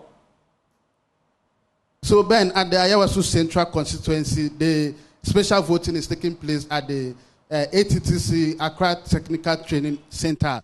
The center has, the constituency has 2 centers, A and B. Put together, the constituency have 767 registered special voters happening here today. The election started exactly at 7 a.m. as stated. The EC officials were here at exactly 7, and the process started. As at now, there are no hinges. The process is smoothly going on. Earlier, something spectacular that happened here was that I saw both NDC and NPP, reps here bringing breakfast for the EC officials. So both parties giving breakfast. But we've been speaking to the parliamentary candidate for the NDC, Rauf, who says that the Ayawaso Central is an NPP seat since 1992. NDC won only once, and since then is the NPP who has been occupying this seat. The NDC parliamentary candidate is just banging this notion that this is a strong seat for the NPP. He says that they are all starting from 0 in this year's election. He's very confident that they will, take the seat from the NPP in this constituency. So we are moving on to Comments coming through from Prince Kudoga there. Have you had breakfast? There's a bit of a hitch, but he says breakfast being provided by both political parties for the EC officials, something they shouldn't be doing, actually. Yeah. They shouldn't be doing that. But anyway, it makes for interesting accounting. Do we have Prince back? Prince, can you hear me? Prince. Special voted. All right, we'll try to reconnect with Prince Kudoga. Let's try one last time. Come here and then your pictures are ticked. then you are verified over here, your biometrics are verified over here, then you move on to, then you move on to the booth where it's your secrecy. You do that, and then you cast your ballot over there. Now let's speak to the EC official over here. Hello. All right, we are encountering a number of challenges with Prince Kudaga's feed. We'll try to get back to Prince later. But let's engage Precious Semevo, who also joins the conversation. Precious, good morning. Yeah, good morning. What exactly is happening in Sunyani East currently? Yes, Sunyani East, the election actually started at 7 p.m. as mandated by the laws. So far, as at 9:45, the exercise has been smooth and peaceful as at now in the Sunyani East constituency, one of the 2 constituencies in the Bono region where we have 2 polling centers. Sunyani East has 2, Wenchi constituency also has 2 centers. Now, in the Sunyani East constituency, we have 1,137 expected individuals to cast their votes on this day. But let me just talk to the Sunyani East electoral officer, Winifred Ejekum, who joins me here. Madam, thanks for joining us here on Joy News. The exercise, from what I've witnessed, has been peaceful. Run us through how it has been from 7 a.m. Okay, good morning, listeners. We started the elections at 7. We gave out everything we needed to the political parties. And so far, everything has been very well. Parties well organized, they are very cooperative. And the media is also around helping. The security so far, they are.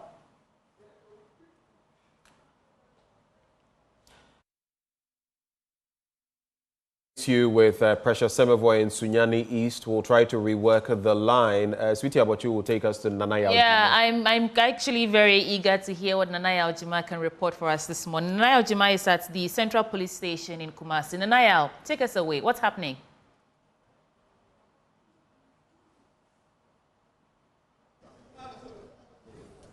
Nanaya Ojima, we understand you're standing at the Central Police Station in Kumasi. What's happening there?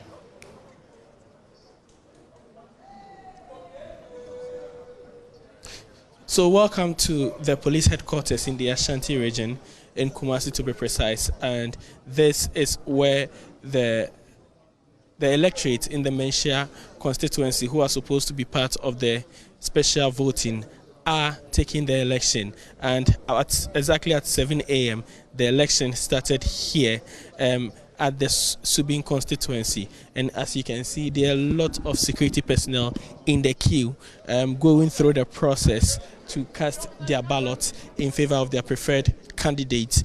There are 2 different polling stations here in the police station. That's the police headquarters in the Ashanti region, and each of the polling stations here have 690 people on the electoral register. So far, more than 100 electorates have cast their ballot in each of the 2 polling stations that are located here. Already seated are some election observers, some from Kodeo and others from the ECOWAS. Also, each of the candidates that are in the election, the presidential, have their representatives here overseeing things for themselves, and those also who are in the parliamentary race have their people here also overseeing the election. So far, things have been very, very calm. When I engaged with the electoral officers earlier, they say they were expecting the numbers to show up as they are seeing this morning. Everything is under control. They've not had any challenges so far with the biometric machines and other things that have been deployed for these elections. Things here are so calm as expected. In the Ashanti region, over 20,000 people are supposed to vote in the 54 polling stations that have been earmarked for this particular exercise. I have with me one colleague, a media practitioner, who has also been going through some of the polling stations, and he has raised some concerns with the process so far. Sir, welcome to Joy News. Thank you, my dear brother. What are some of the issues that you've seen going through some of the polling stations today? Of course, we need to be really thankful to God for giving us the chance to even have today's duty as well.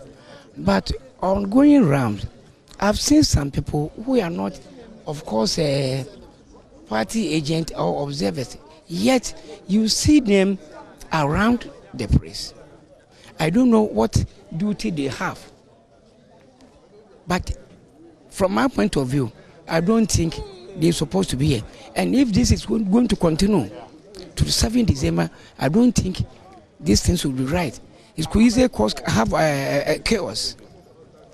So I'm only appealing to the IGP and his men to stand up to the task to ensure that discipline is at its best. And I believe really well, if they're able to instill this into the citizenry, everything will be work perfectly. So at the end of the day, nobody will have anything to complain.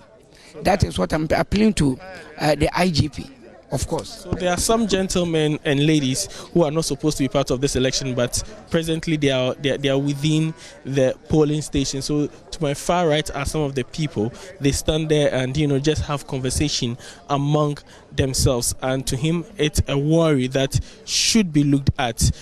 Earlier we had an independent parliamentary candidate, Mr. J.B. Dankwa, who was here to witness the proceedings so far. He was impressed by what he was saying, and according to him, so far the turnout has been good, and he's expecting that more, about 90% of the people on the register will come in here, cast their ballots for a very peaceful process. This is Nana Yaojima from the Subin constituency.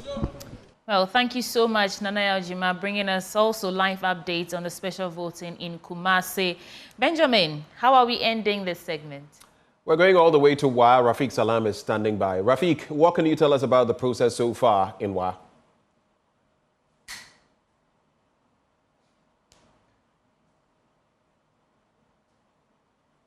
If you heard me, Rafiq Salam, I want to know how the process is shaping up in Wa this morning. In the Upper West region, a total of 2,825 persons are expected to take part in this special voting today. And so out of this number, 967 of them are expected to cast their ballot in 2 polling centers at Circuit Court A and Circuit Court B. And so these polling centers, each of them is having 483 and 484 voters respectively. And so, as I speak to you now, the presiding officer is telling us that everything at the polling centers is going on smoothly. They have not experienced any irregularity. And then, as I talk to you now, about 2 hours since voting started, they have registered about 100 of voters who have cast their ballots so far. So it's been peaceful in the West Central constituency of the Upper West region. Well, thank you very much, Rafiq Salam, for bringing us the scoop. As the day wears on, we'll find out what happens in there. But this has been a bit of coverage for you as far as the special voting exercise is concerned, sweetie. Yes, Benjamin, and of course you want to trust us because we are your election headquarters. Around the world, across Ghana's 16 regions, we will bring you live updates on what's happening from today all the way to the 9th or 10th of December when hopefully we'll be electing a new president for the country. Benjamin, this is our show for today, folks. But stay because Joy News Desk is coming up and everything that is happening around the country today in terms of election, you want to watch it on Joy News because why? Joy News knows how to cover elections. My name is Sweetie Abochi. I'm Benjamin Akako. Thank you for your company. Yeah. Joy News Desk is up next. Do stay for that.